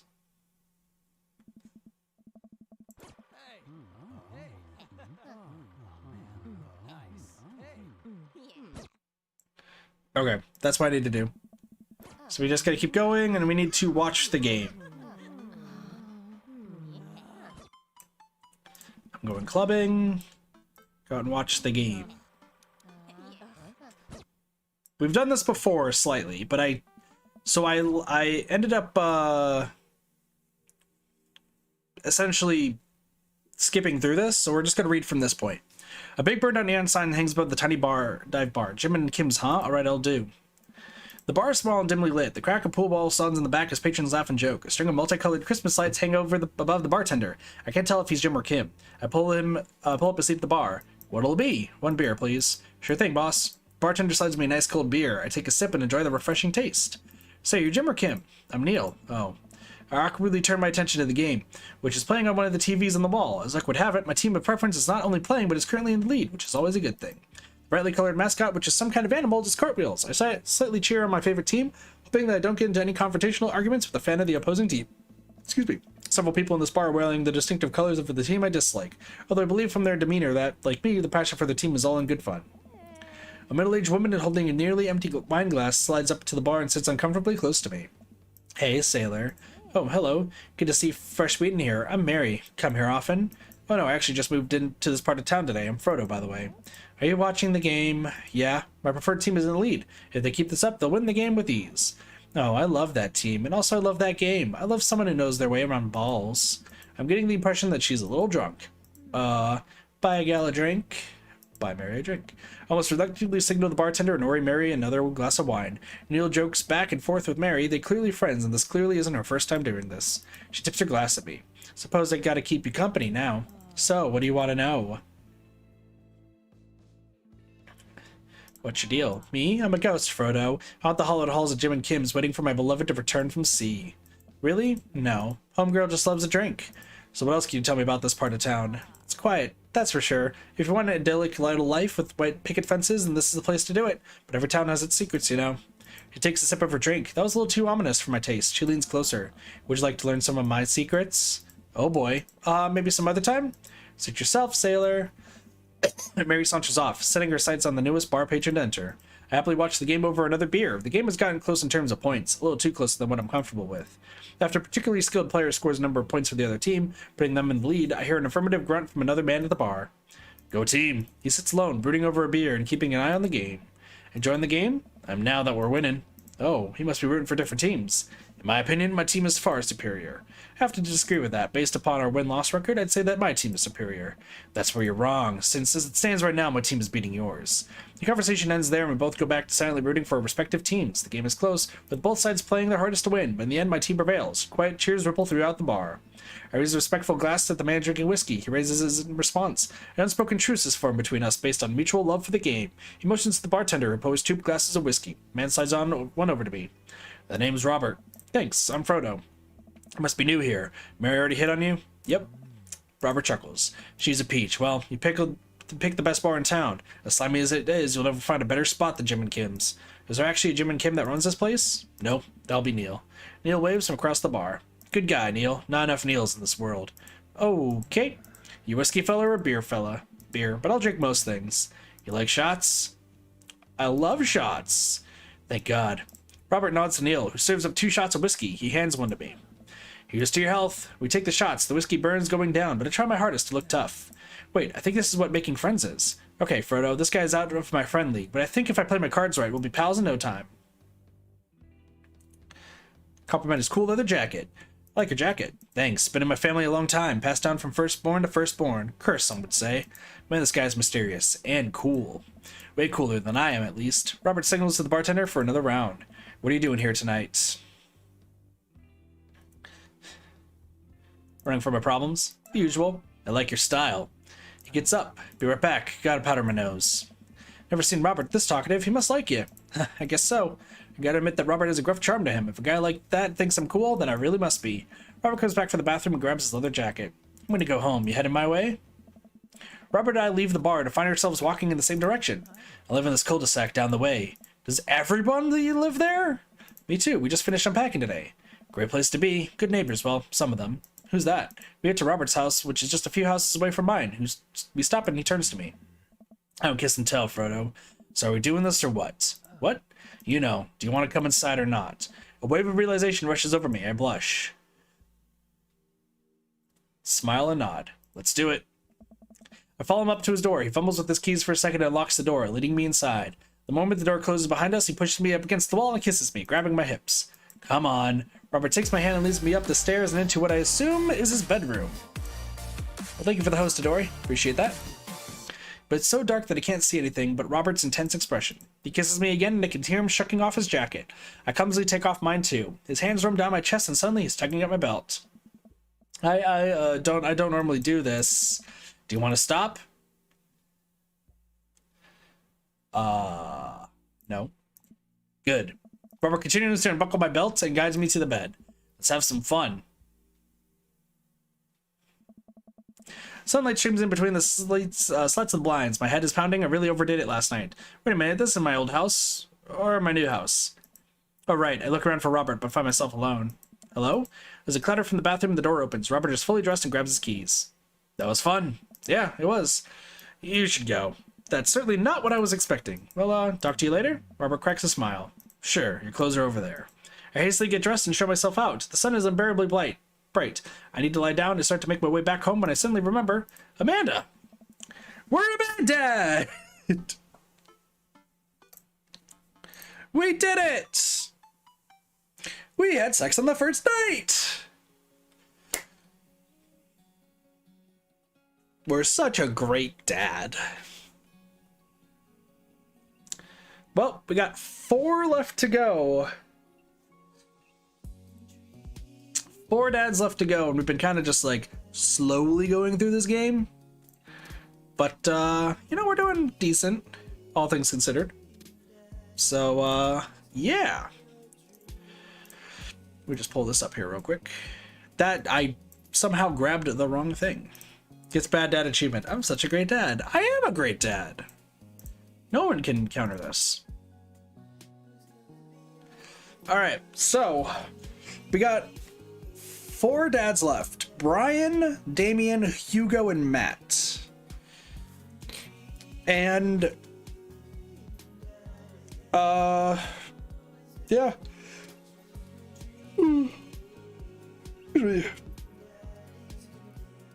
So who should we date next?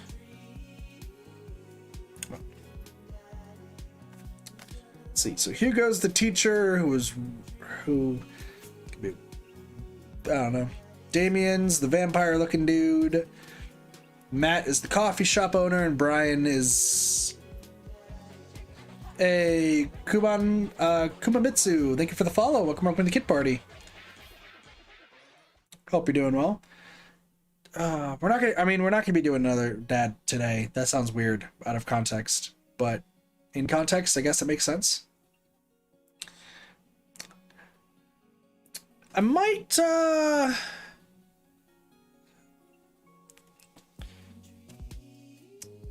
maybe we should date Hugo next. Let's date Hugo next time we stream this game.